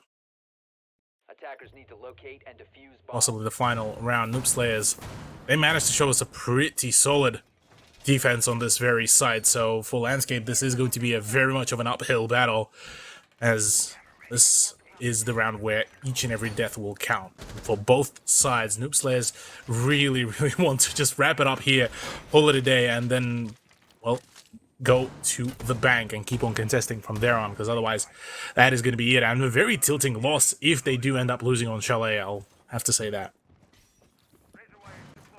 We finally see the Frost coming in, which is, I think, is the first time we've seen it this map, which is not something that I expect to say, and it's not in the positions that I expected it to be in. Usually there's a little bit more priority around the piano window there, but they are going to set it up as they should want.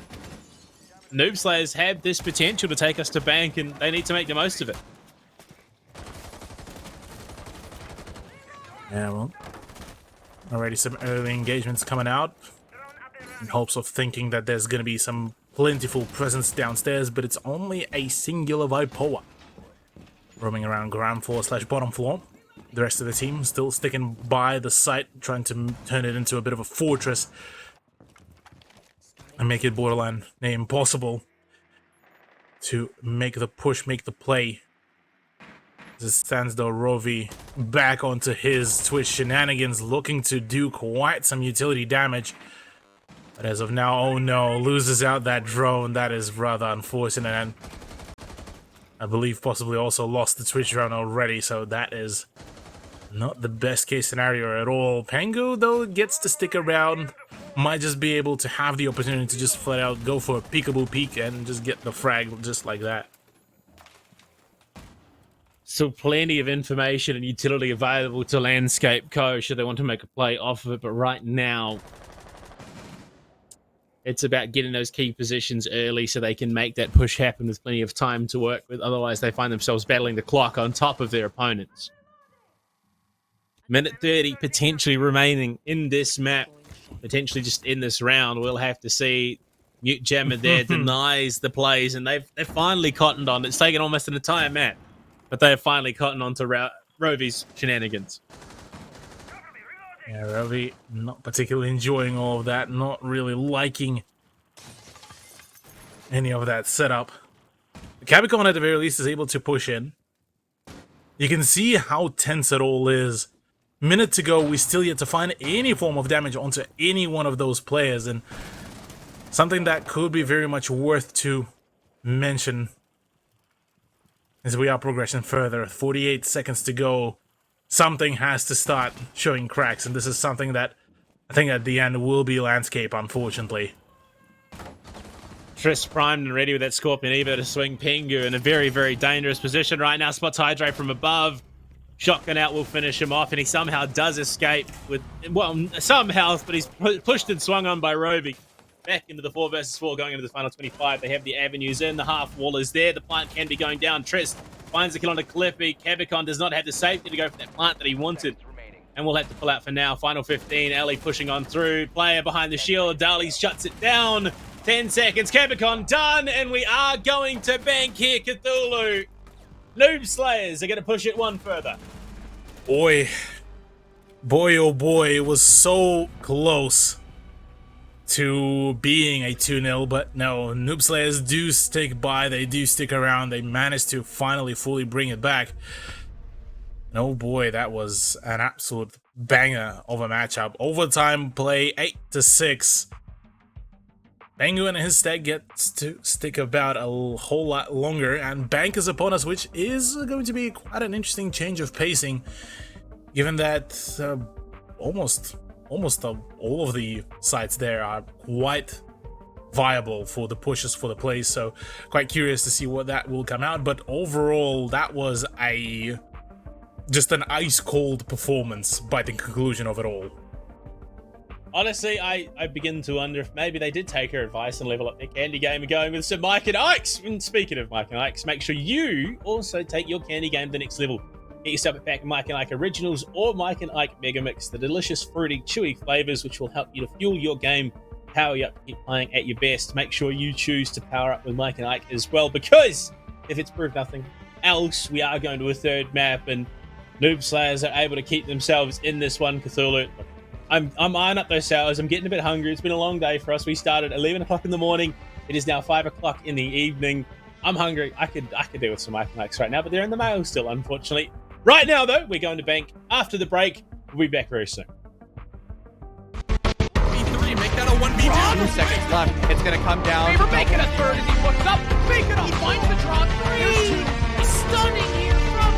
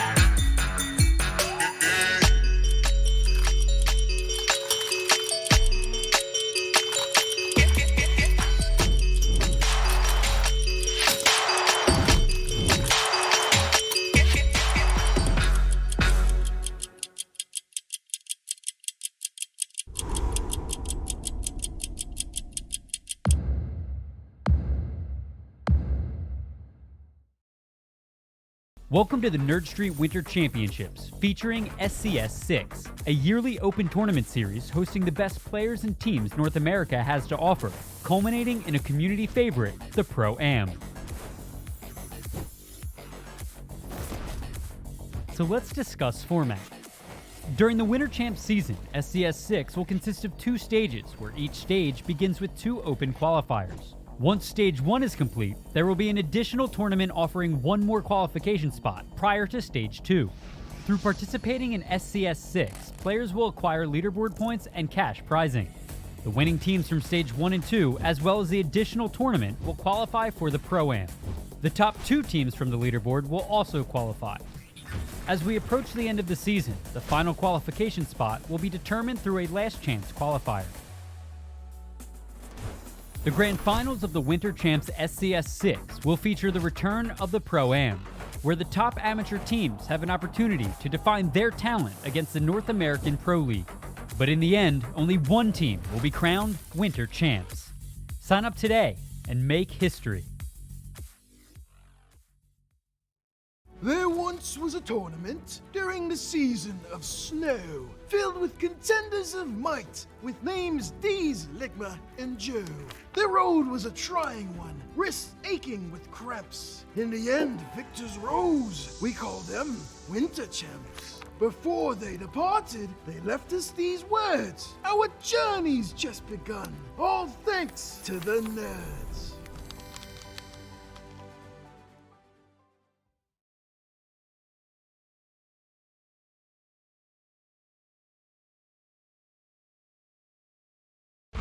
B3, make that a 1v2. 2 seconds left. It's gonna come down. Favor to making double. a third as he puts up. Bacon he finds the draw. Three. Stunning here from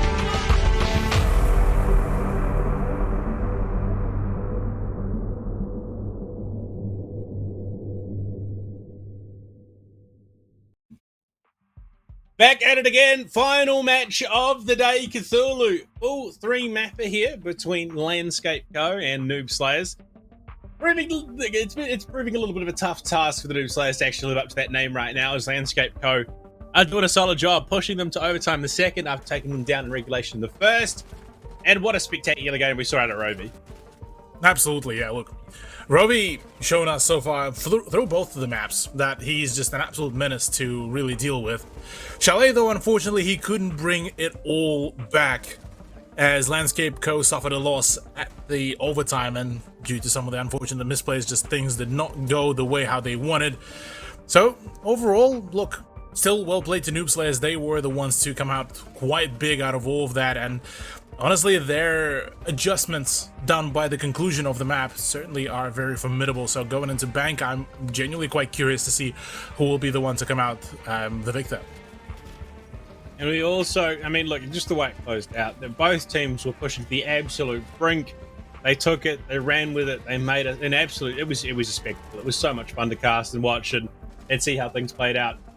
And it could have been a vastly different story. I mean, Ali, in that 1v1, didn't need to stand up. If he hadn't, it would have been possibly a different story entirely. It could have been Landscape Co. who closed it out. But right now, we find ourselves heading to Bank. And we have had a couple of updates on the bracket as well. So we'll check that up in just a second to see what we can see. And, well, first up, of course, we see Nocturne's, Judgment Day, and Okami have all made it through. They are 3 of the 4 final teams to qualify. The last team will be one of these 2.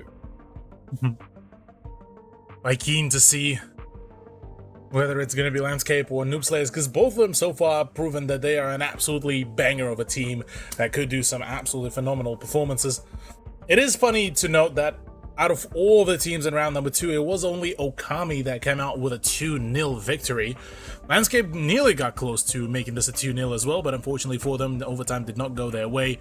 Whereas on the side of Nocturnes and Judgment Day, look, they all came out with a 2-1 victory. So curious how will Landscape and Noob Slayers go. They did have a little bit of a break. They did manage to, probably reset themselves on the mental. Bank, look, it's going to be one of those maps that will allow quite a lot of flexibility. This is a map where you're required to be very flexible on where you push, how you play, and even if you are going into the hunker down, you need to make sure that you are just being very cautious about where you're being flanked. Well, we can hear in our ears, Cthulhu. The match is underway, so we'll be jumping into that operator veto in just a second. You might notice I'm a little bit light. It's because I'm opening the window because it is meltingly hot in here right now. Landscape Co. First ban going their way. I mean, are we going to see any deviation again? We've had one single operator difference so far in all of our matches, that being a single Cade. And there we go. We're back on track, Cthulhu. Yeah, Flora's, Thatcher, Valkyrie, Mira, it's probably going to be all just about the same. Actually, no, maybe Mira will be outed from all of that, given just... She does bring a fair bit, of ability to reinforce, but she, at least in my mind, not as impactful as, say, somebody like, I don't know, maybe Cade. Something across those lines. Yeah, well, Valkyrie... Oh my god, it's a Valkyrie ban! I never would have called that one. Oh, okay. Yeah. So we are one pick away. It's going to be a Mira. No, actually, no, it might be a Cade. Okay, so it might be a Cade. Imagine. It's a Cade! Yeah, okay, so... it is what it is. It is what it is. Three of 4 operators have been banned exactly the same in every single matchup, with only 2 Cade banned so far. Hey, look, I mean, if not, consistency is absolutely commendable here, Panda. So at least consistency is key. Yeah, consistency is key. Yeah, so can't blame them at all. But going into all of this, interesting change of dynamic, at least for Pengu, bringing in an IQ rather than the ace, as it seems like Noob Slayers are opting to. Oh, all right. Oh la la. Okay. All right, Phil, I'll put this one to you. You and Noob Slayers, what is your win condition in this matchup? Oh, what's the win condition? Frag them all? Yeah.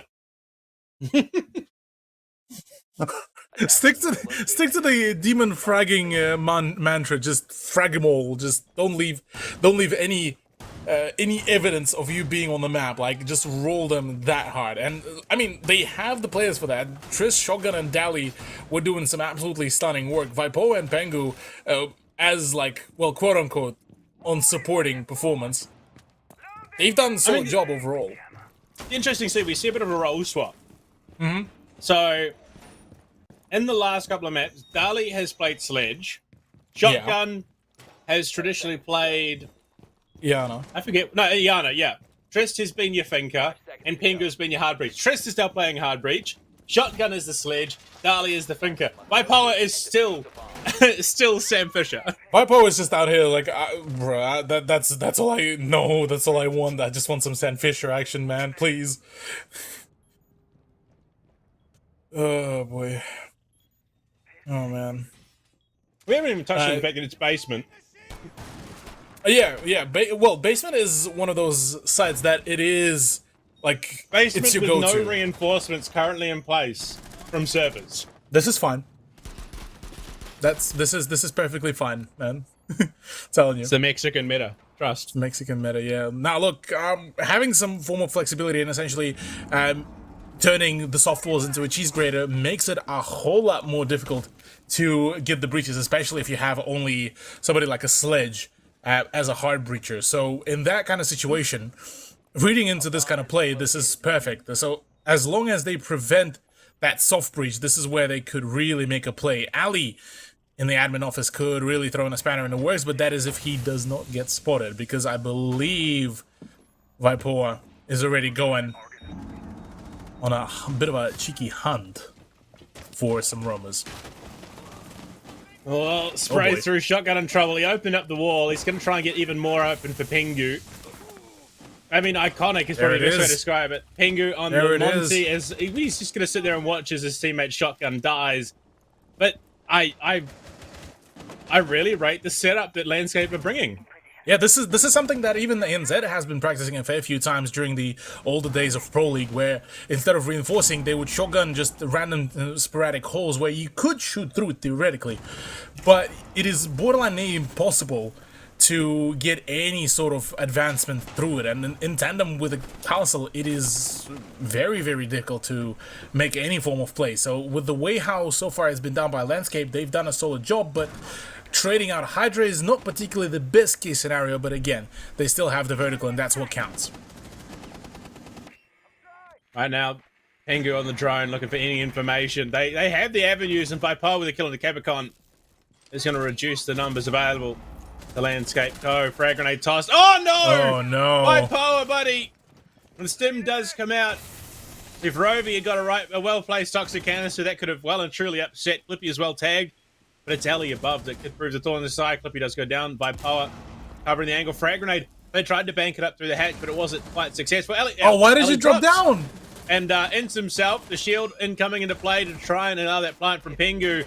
They're flooding to his position. Rovi gets the down, but the stim's there, and it's all coming. What a mess of a round. I respect what they were trying to do, but it didn't work, unfortunately. So many unnecessary moves there from Landscape. Pretty much resulted in their ultimate demise. So unfortunate, yet so fortunate for Noob Slayers. They had a bit of a hiccup, a little bit of a shaky start to their round. And didn't really clear out the open area too well. They got stuck initially in the servers, but from there on out, it all worked out in their favor. Managed to emphasize off the multitude of the mistakes that Landscape performed, namely Ali starting to drop down the same hatch and trying to get a little bit more cheeky, but apart from that, that's just about all that could have been done. Oh, and it's around number 2 though. Attackers need to locate and defuse bombs. We are looking at just about the same lineup, plus the introduction now of Echo rather than a Mozzie. Downstairs hold is upon us. Is there going to be yet another unreinforced setup though? Now that is my question here, given that it's kind of worked, but due to some of the setups that were brought in initially, that seems like it's going to be the one. But they've changed out the Mozzie for an Echo, so that at least Ali can have some effect on that angle, which is where Pingu is planting. But I mean, this is a throwback and a half. 10 seconds left before Yeah, insertion.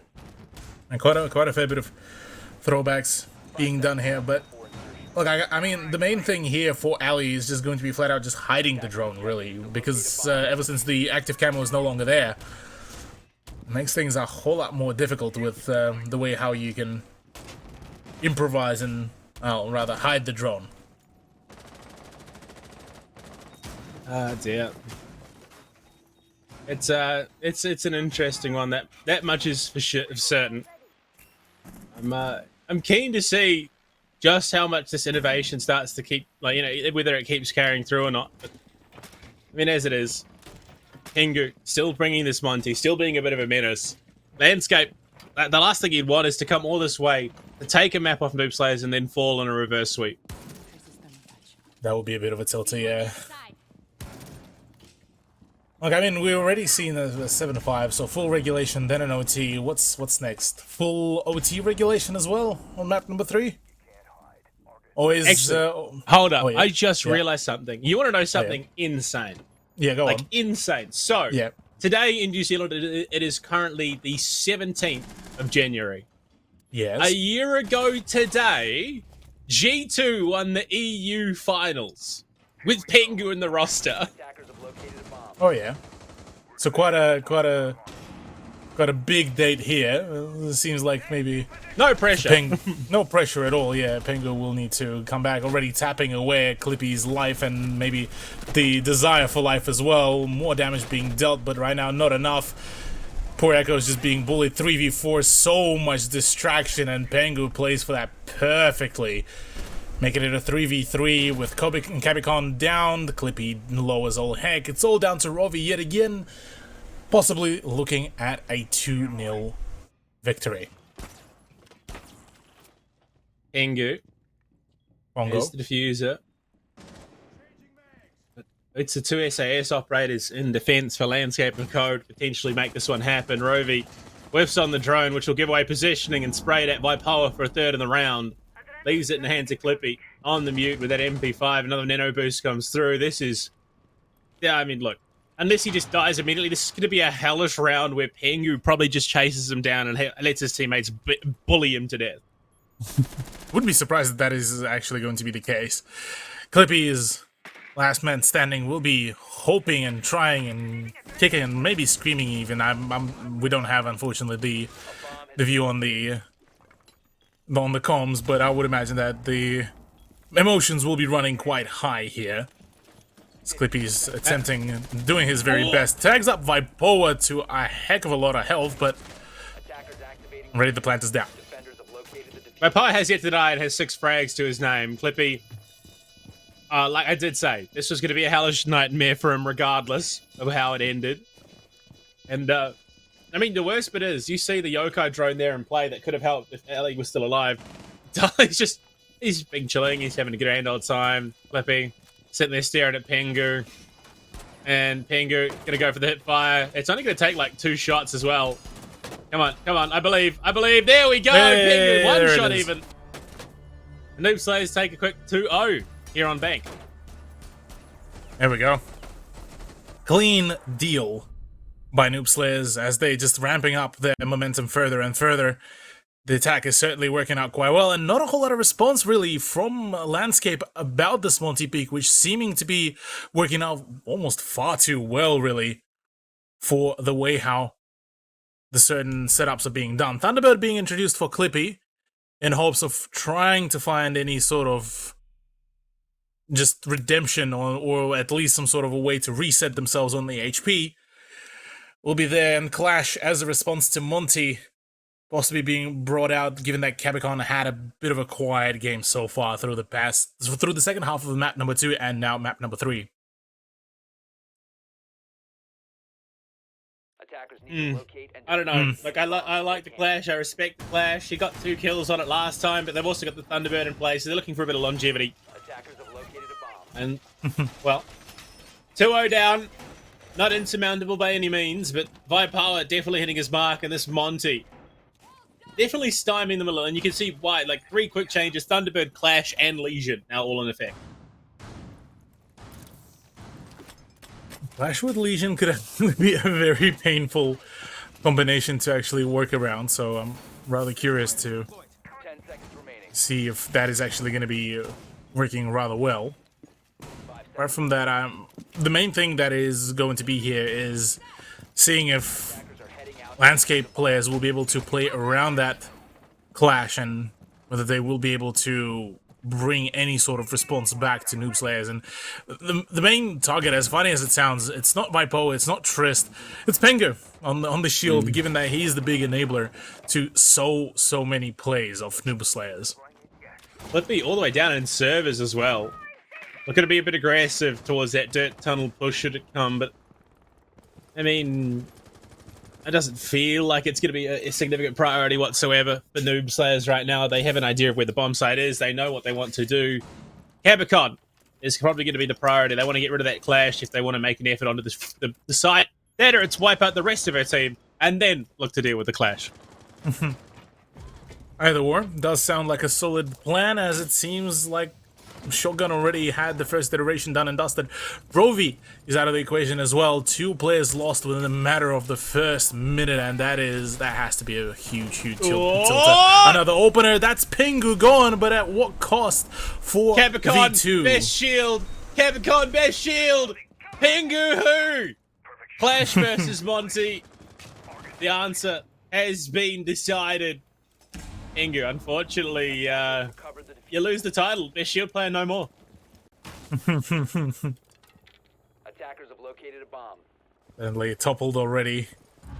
Quick fresh mag reloaded. Hydra and Cabicon ready to go into full offensive mode, but Trist, you could hear that short burst, completely shuts down Cabicon with no issues whatsoever, and poor Hydra is just locked at that position, completely swarmed, overwhelmed. Vipoa build diff at this point, shuts it all down, no remorse whatsoever. Nearly domed sledge as well. Yeah, whilst at it. shotgun almost caught the half a mag to the back of the head.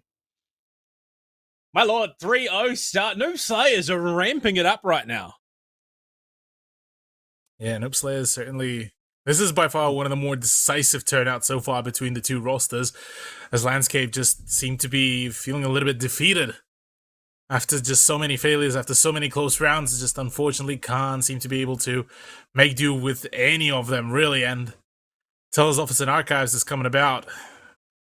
Meanwhile, not a single change of the operators from Noob Slayers. They have the winning formula. They don't need to change anything, really. Whereas on the side of Landscapers, Protect your bombs from being defused by it's just attempted trial and error, but with Mira now in, maybe. Not died. Yeah, my bow is currently going deathless, but now that we called it out, he's bound to die. Yeah, we gotta make it in interesting. game. Gotta use. It is a caster's responsibility to use the caster's curse to create content.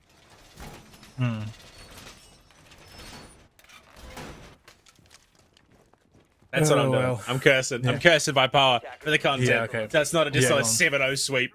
Oh yeah, all right, no worries, all good. But yeah, look, I'm jokes doing and this for curses Fur, aside, man. doing this.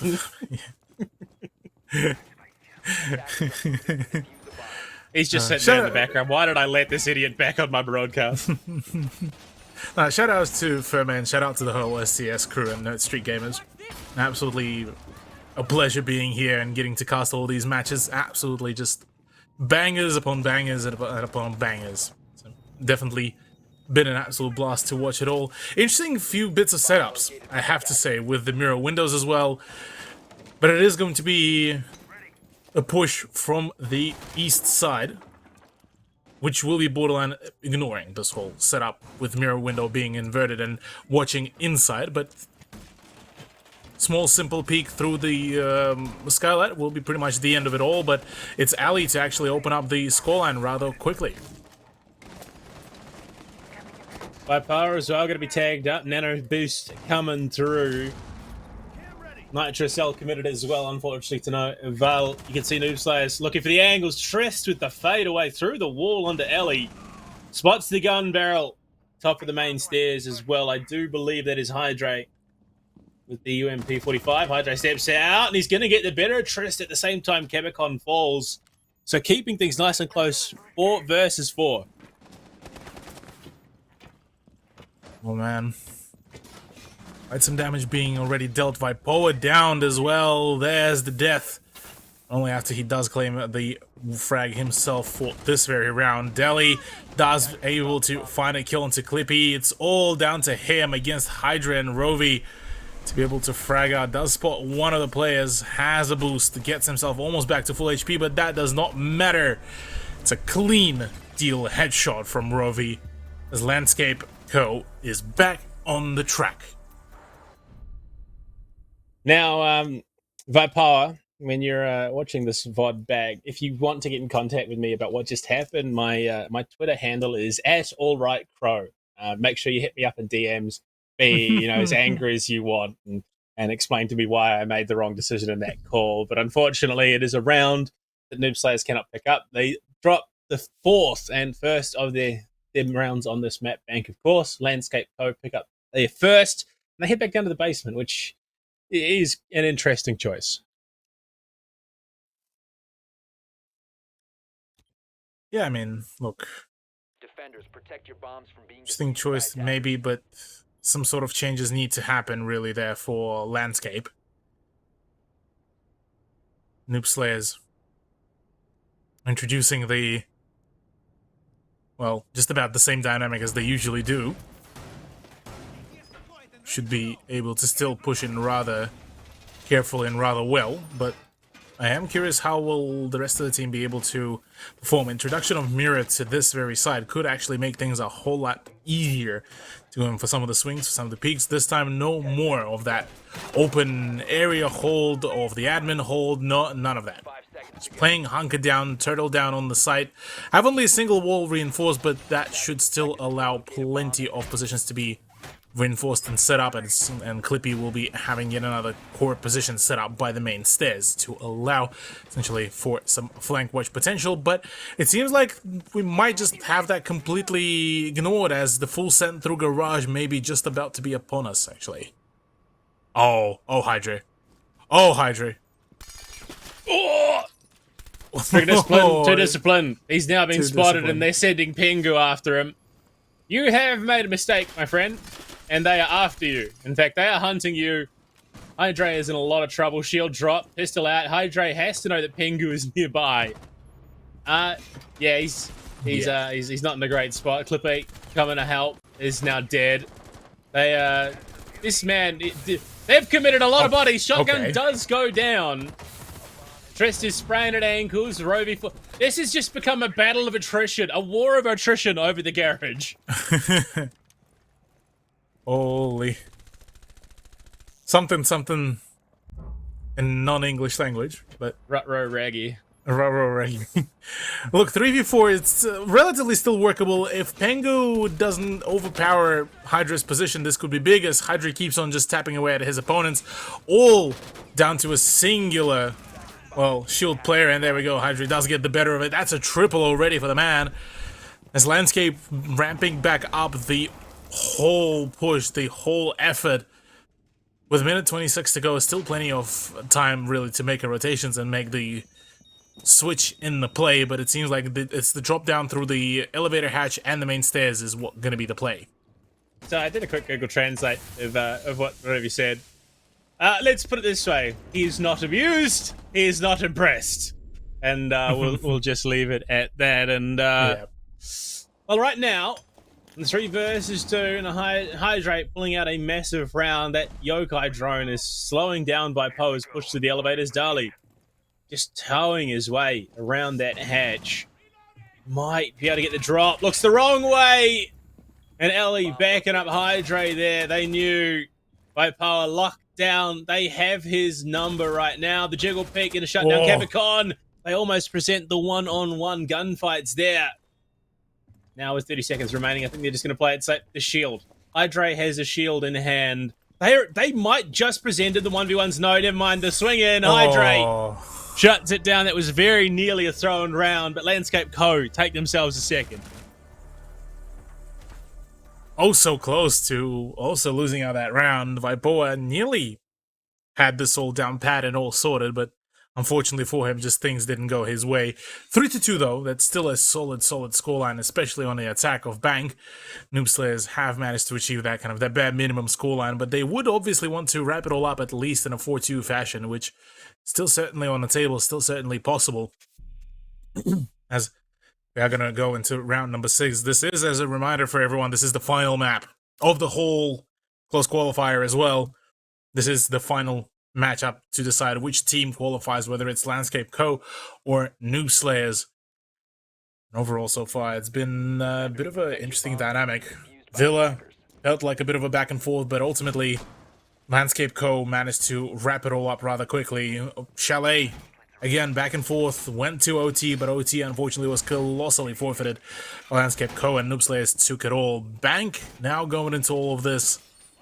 Bank is the one that needs to be quite decisive for one or the other team, because the longer this goes, the more of a question of fatigue is going to be coming in. I'm sorry, I do have Twitch chat open on my other screen, and there is a Moobot auto paste. It's basically a prayer asking that I may defy the curse and come out on top just after the whole caster curse joke hit and Landscape Co. won the run. Moobot, comedic timing, 10 out of 10. Whoever programmed that deserves a raise.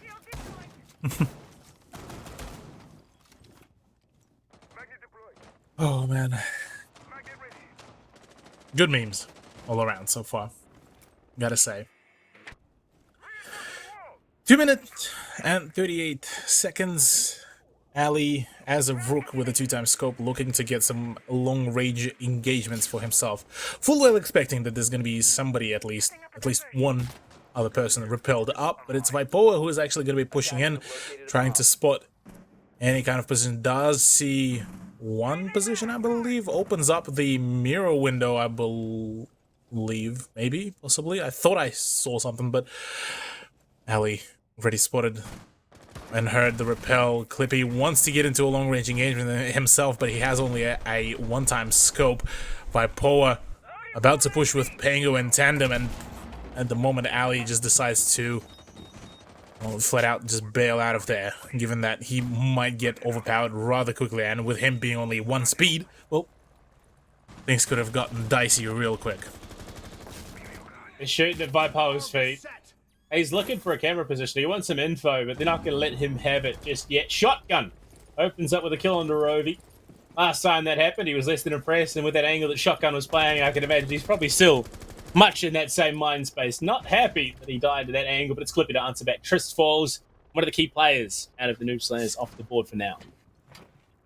Yeah, Trist being a big player in the past few maps, unfortunately here took a little bit of a break, a little bit of a chill pill. Instead it's Vipoa who has been just absolutely popping off with some of the frags, but as it stands, they need to keep on pushing. Ali, I nearly call him Abby. Ali already getting down. Clippy is gone. All of the landscape falling apart. The company is being deformed. The core declared bankrupt. Oh! There's another swing. That's a 2 hydrate. Now all of a sudden makes this workable. Against Dali could be big. That's a down. That's a 1v1 all of a sudden. And all against Pingu. Alone!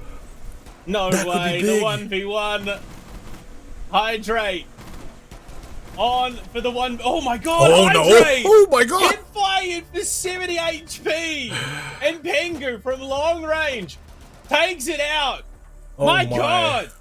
Robbed. Absolutely robbed. Gee whiz. Well, 4-2 is the conclusion of the first half. This time, finally, it's not a draw. It's actually a decisive scoreline in favor of Noob Slayers. They are now going to be the ones to go into the defense straight off the bat. It is going to be Executive Office and CEO. With the introduction of Mira and Frost on top of it all, Frost could be actually a very interesting prospect here for the teams to see what can be possibly done, what kind of trap placements could be done. I'm assuming it is going to be going into the stock office.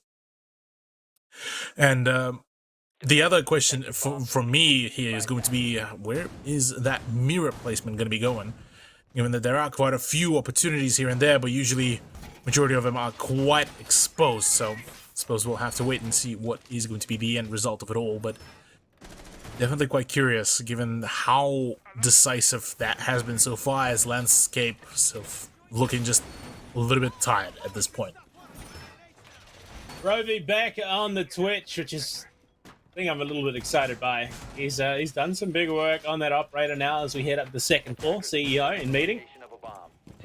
Honestly, I'm keen to. Oh, okay. What an eye. Pengu hits the drone out from main lobby. Drone denial is going to be crucial here for Noob Slayers to deny Landscape of any of information, force them into that kind of face-checking situation, which could be absolutely crucial here. And final few setups, final few finishing pieces are going to be brought out. Pengu is setting the final mirror window into the actual site.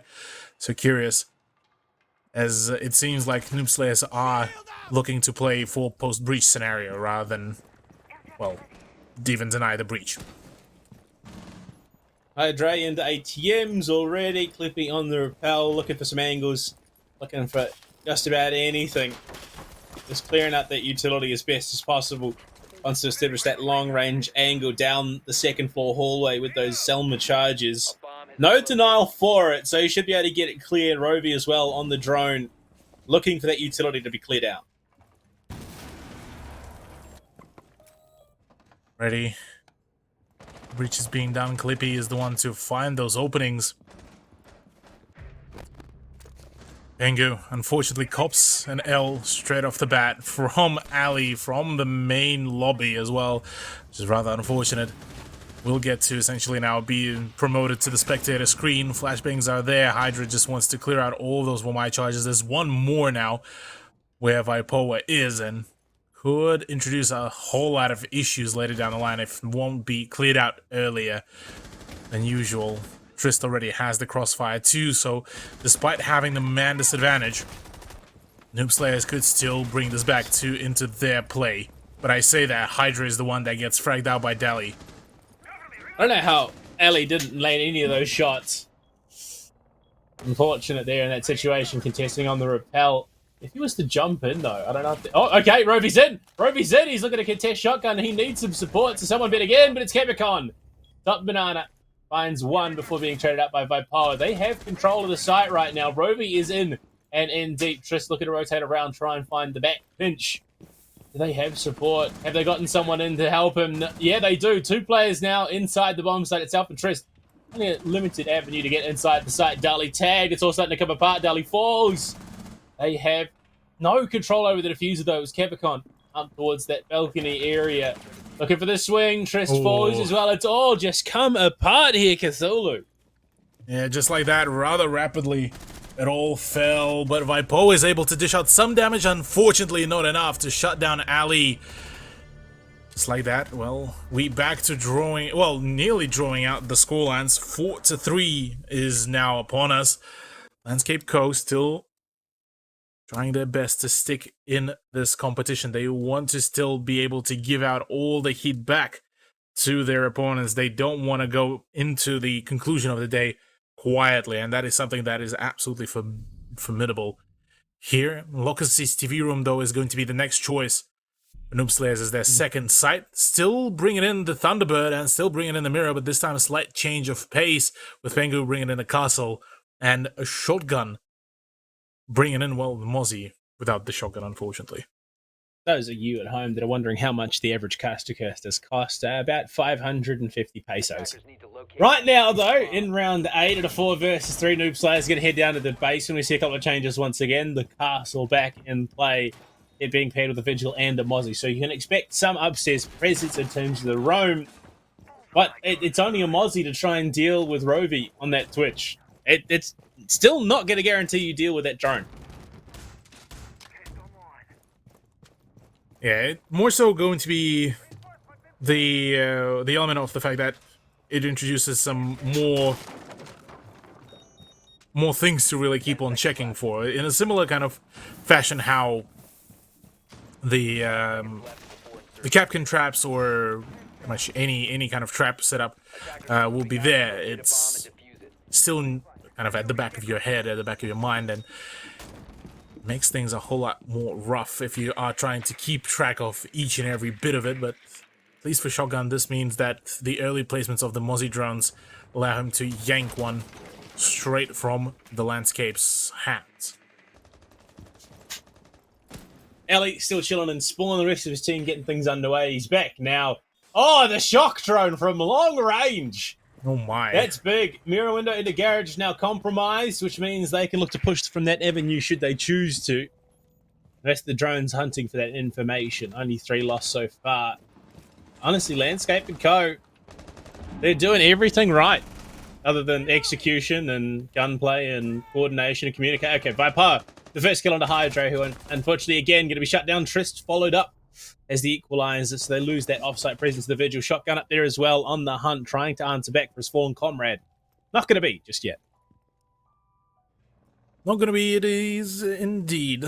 Oh, Trist will be going down. Vipoa gets traded, but only after he is already dealing damage to Clippy. 3v3.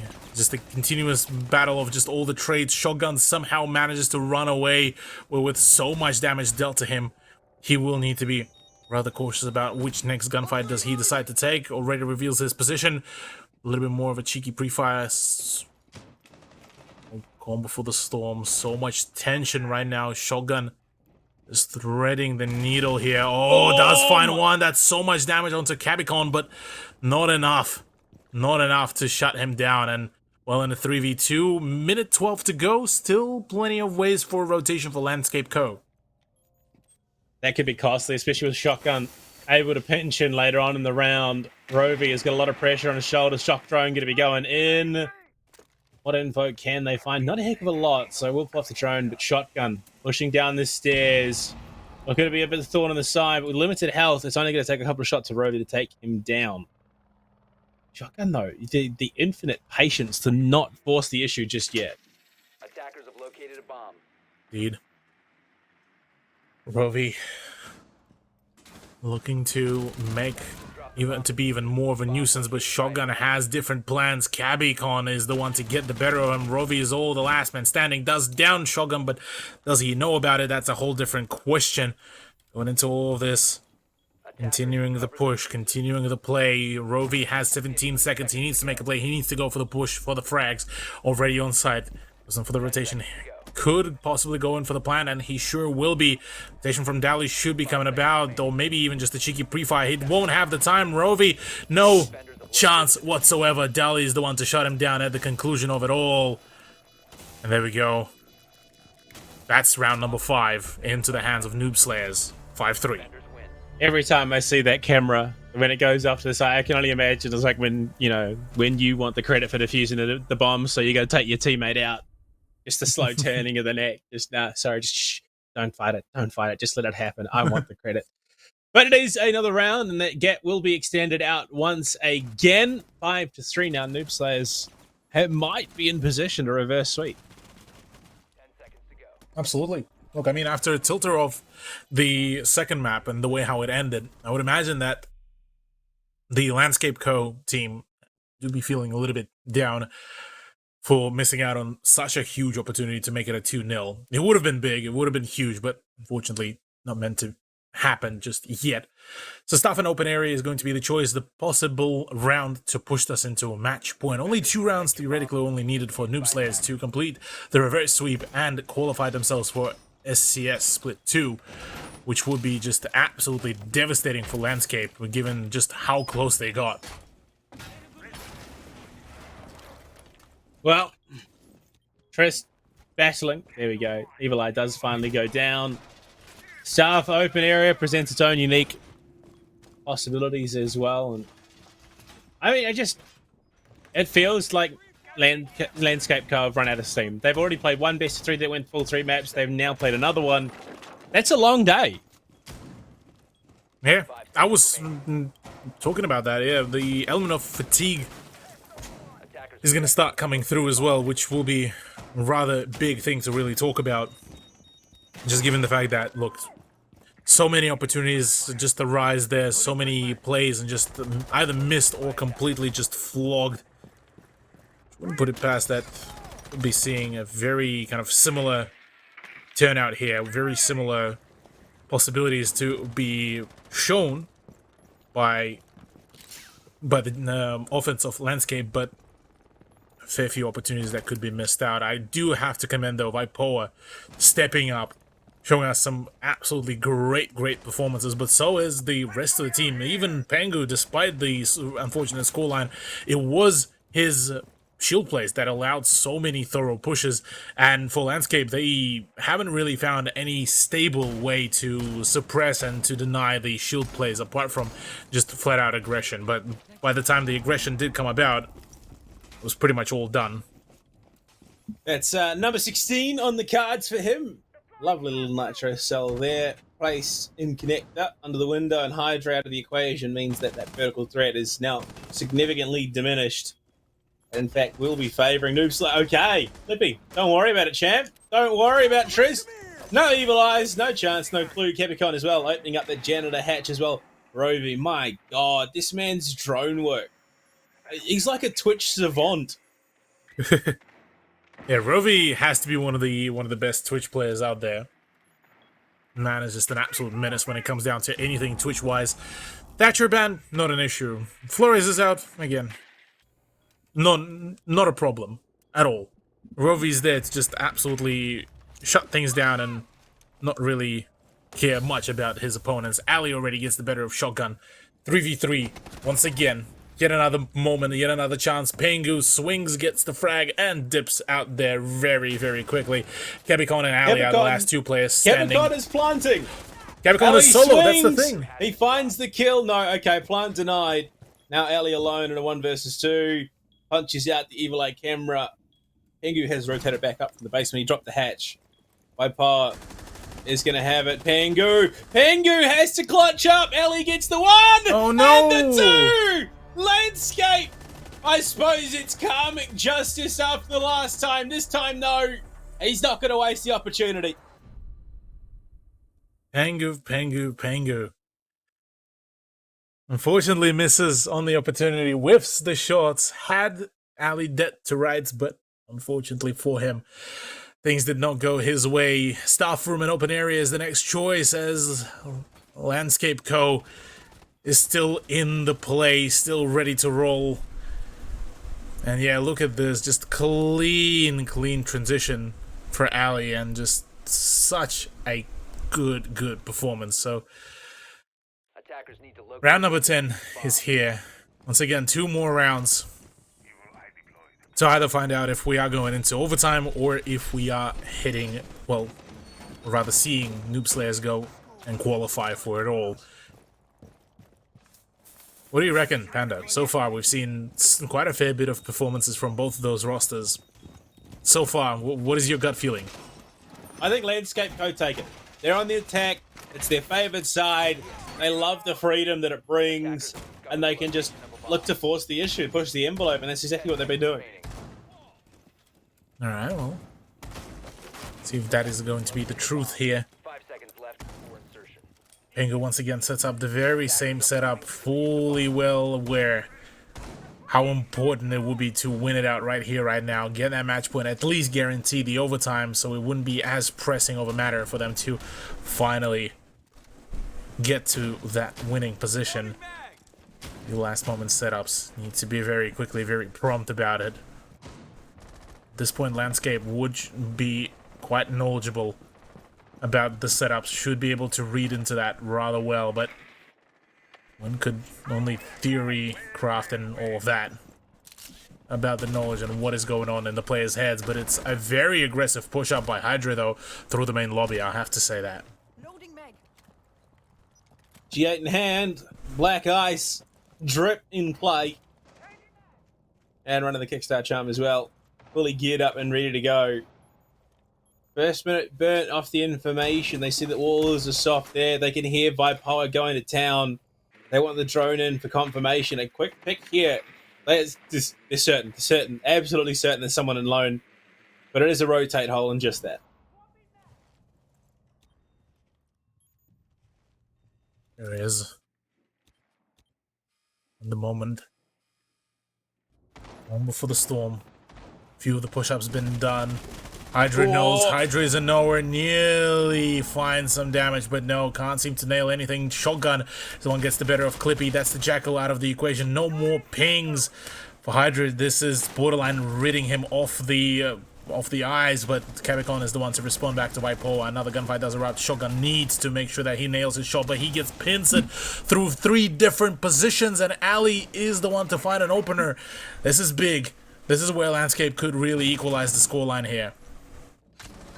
That older 5.56 still in play, but it's Pengu on a bit of a flank from blue. Finds one. Trist for a follow-up as Roby falls.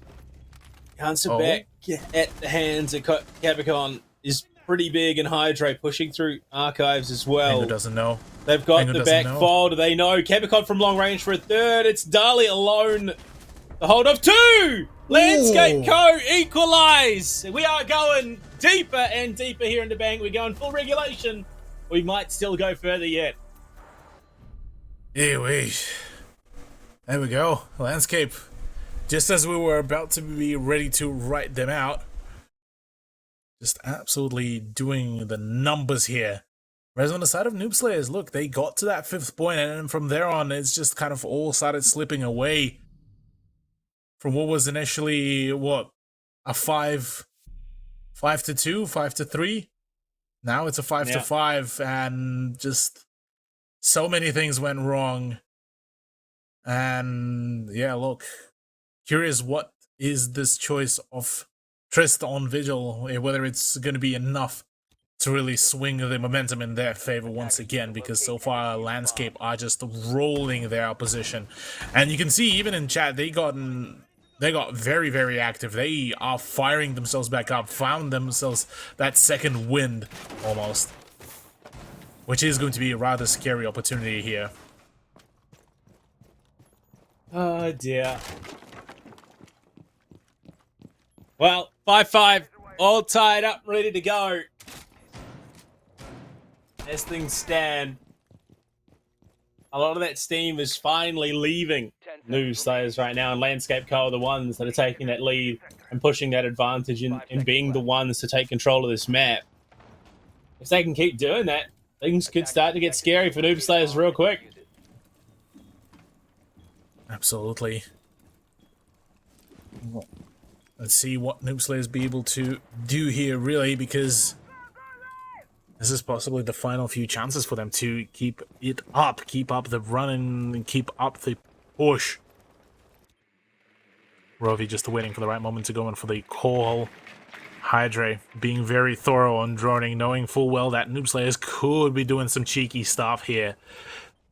There could be a few cheeky angle holds, but none of them are actually going to be present. All the players are downstairs, no roam on the ground floor, but the utility will be stating otherwise, so unless the drones are very thorough, only then they will be able to confirm, and even then some quick cheeky rotations coming about could mean a whole lot of problems. Interestingly enough, pre-aiming that position, full well knowing that there could be a Twitch drone coming about, they know exactly how painful it is going to be to deal with that Twitch utility.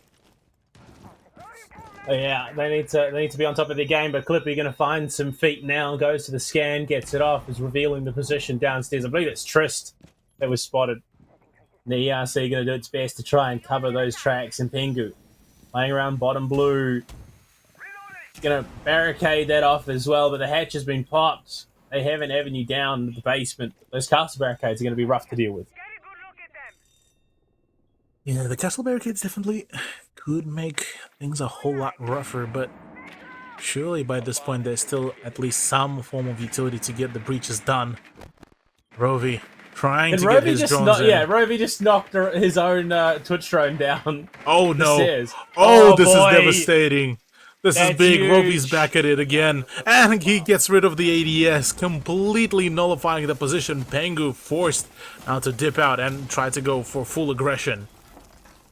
Tucked in behind the desk, walls open, hatch open, head spotted, but Ali just going to walk in and feed it, and Pengu's going to escape for now. Spots the elbow of Hydra, but it's Capicon to find the follow-up. Trist falls, player above the the vault hatch as well. Plant coming down for Capicon. Hydra steps up, Pengu down.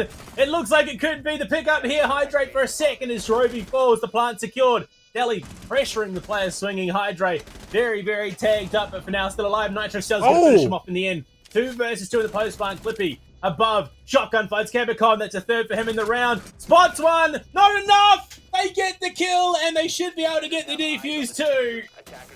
Match series point here for the Noob Slayers. Match point, series point, and even the qualification point as well on top of it all. Blue Panda. Noob Slayers are only 1 round away from making the dub come to fruition, come to reality. Whereas on the side of Landscape Co, still quite what feels like a very, very long way to go. Phenomenal replay, though, gotta say. So many just big frags, and such an unfortunate turnout for the Jackal of Clip A as well. So 6-5 scoreline. Oh, so close here for us as we're looking to just possibly find ourselves the victors here. Executive Lounge and CEO office. This was a bit of a hiccup, a bit of a back and forth of a sight, but ultimately Noob Slayers were able to find themselves some really good ground, whether it was defense or offense. Oh dear. Attackers have located a bomb. It is a dire spot that Landscape Co. find themselves in. They got the plant down. They had the 2 versus 2, but Shotgun hit some insane shots to put them in position to reverse sweep the whole series and book themselves this spot going in to split 2. 10 seconds. And Cthulhu. Poor Shotgun. I'm beginning to feel like maybe, just maybe, my pesos are in danger. And I didn't actually do the caster's curse properly. Attackers have located to defuse a bomb. Yeah, better watch out for the pesos and the shekels and all of that. But look, I gotta say, so far it's quite a interesting so far turnout, just in general. So we went from essentially a bit of a passive almost Noob Slayers who just kept on rushing into Landscape. Oh, Rovi. Then to Landscape starting to throttle a little bit, throttle down. Now into Noob Slayers to essentially continuously pushing that envelope through and through, and it's Landscape trying to play for catch-up, essentially, which feels rather peculiar given just how big of a 180 the whole dynamic took. We've been to 1 OT already, and it was Noob Slayers who were able to clean it up and close it out. Landscape Co. are going to have to battle through another one here if they want the hopes of taking that spot for themselves. Rovi positioned outside stock. Oh. He's shut down Trist with a magnificent aggression onto the window. No twitch. That That's makes the these first mirror spot. windows that much stronger, but it's Capricorn to answer back with a kill on a shotgun on the rappel. That's the beginning of a possible collapse, but I say that the trade does come about. Without Rovi, though, a lot of utility is going to be left unchecked or without any kind of destructibility, so it's down to, well, the fragging and the sheer wits of the players. Interestingly enough, so far, it's a bit of a calmer game. Ali wants to push up with Hydra as well, backing him up, but at the moment it's a bit of a quieter one. Triss does get tagged up a little bit more. The idea of Landscape here is to try to lock down their opponents in their positions, but Triss does get the better of Cabicon. That's the pressure from the windows now completely gone. So much extra area unlocked, but Hydra about to come around on the flank through the main stairs. There's the drop down. Here's the action time. Nitro cell toss, but Clippy gets too aggressive. It's 2, in fact, in a flurry. And it is now Hydra alone. I don't think I'm getting paid for the caster's curse. He finds 1. Can he find more? A 1v3 Rovi was able to do it previously, but now the pressure on Hydra's shoulders is immense. Dali playing in the front office, and Pengu, of course, it's Pengu to shut it down. Pengu and the Noob Slayers qualify for Split 2 of SCS Season 6 in a reverse sweep, avoiding overtime. Well, there we go. Reverse sweep indeed. Well done, GG. Well played. This is definitely quite a banger of a series that we've been presented with, and certainly does show that whilst, yes, the new, fresher talent of Noob Slayers does come in, Pengu's prowess also is very much on par with the rest of the team. Well done, well played. Certainly hasn't lost his touch, and look, rather unfortunate for Landscape Co. Such a solid performance from them, but unfortunately just came short of it. I'm sure that, say they come back for the next set of qualifiers, we might be seeing them back at it again in full force. Oh dear. There you go, there you have it. Unfortunately, despite the best efforts of the Mexican players, they just aren't able to close it out in the end. Noob Slayer I just think they had the stamina to go the full distance, and then throwing the Monty there in the hands of Pengu into the fold. Landscape Co. just weren't prepped for it, and they absolutely deserved it. I mean, Noob Slayers played a phenomenal series of Siege. They took the first series 7-3, 7-2 today. And honestly, I would be keen to see more of Landscape & Co., even though they lost. Oh yeah, absolutely. I would be keen to see more adventures of Landscape Co. team. Same as Noob Slayers. Honestly, that team definitely showed that they have a lot of things going on for them. And given the fact that, well, Judgment Day also qualified, I'm very much keen to watch how would that game really turn out, because both teams are very heavy on strategy, very heavy on the aggression as well, a very controlled one, might I add.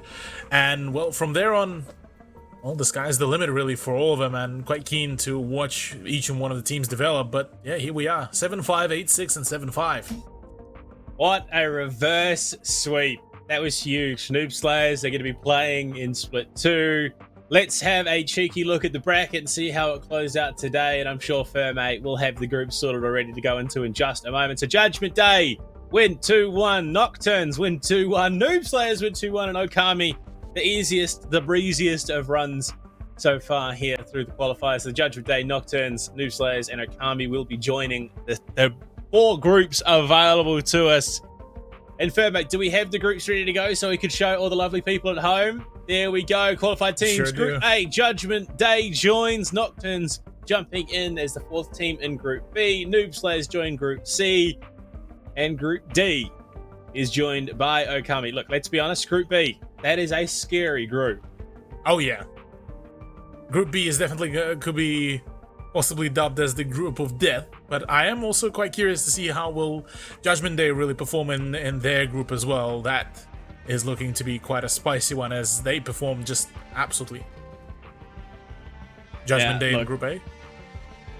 Oh, sorry, there you go. Yeah, Judgment Day in Group A. Honestly, look, there is a lot that could come out of this, and I'm definitely excited to see what goes down in Split 2. Of course, we've already had one split. We've had that standalone tournament as well.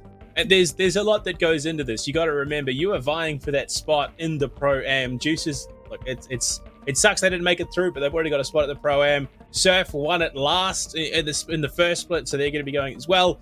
Now, they need to get in before that last chance qualifier as well. That is the final event after this one. Stage Split 2, obviously. So there are limited spots, and that is a massive opportunity. So there's going to be a lot coming into Split 2. Absolutely, yeah. Going into Split 2 is going to be huge. The Pro-Am circuit is going to be big, and genuinely just a phenomenal opportunity nonetheless for each and one of the teams to learn, to better themselves, and to push themselves to the absolute greatness and further and beyond. Honestly, all of these players that we got to witness so far today on the stream have managed to show us some absolutely solid performances. Despite some of the shortcomings from some of the teams, it's been an absolute pleasure watching them play today. And of course, we have our play of the day. Now, I don't quite know what this one is. It's the Mike and Ike, obviously, split play of the day. I couldn't tell you what it is, and I'm sure production has got something very, very juicy for us. Where are we going? What is the play that took the cake? And it was Roby in the 1v3 clutch. Of course it was. Finds the angle, tricky discipline, almost finds it with a follow-up, and does, in fact, take down shotgun. And then it's this 1v1 war of attrition between him and Pengu. They know where the other is. The reload. The calm, cool, and collected Twitch play of the day. Swings out, locks it down. And I mean, Roby made a name for himself today. I mean, he looked phenomenal. He's already an extra Pro League player, but I mean, going up against some of the up-and-comers in NA, he absolutely held his own. Oh yeah, absolutely. The man was just absolutely correct on that play. Chalet was definitely still a phenomenal map to watch. So did Bang, but look, yeah, unfortunately, for Landscapers, that is going to be pretty much it, and back to possibly drawing board. But yeah, Rovi absolutely 100% has to be my MVP for the whole day today. The man was just an absolute menace when it came down to Twitch plays, and he was borderline unmatched. He was just off the back of his utility, minus all the frags that he was able to achieve, which were numerous. He was able to open up so many opportunities for his team that I think without him would have been borderline none. Well, that does bring us to the end of the qualifiers, of course. Our 4 teams that have qualified going into Split 2. That'll be kicking off very, very soon as well.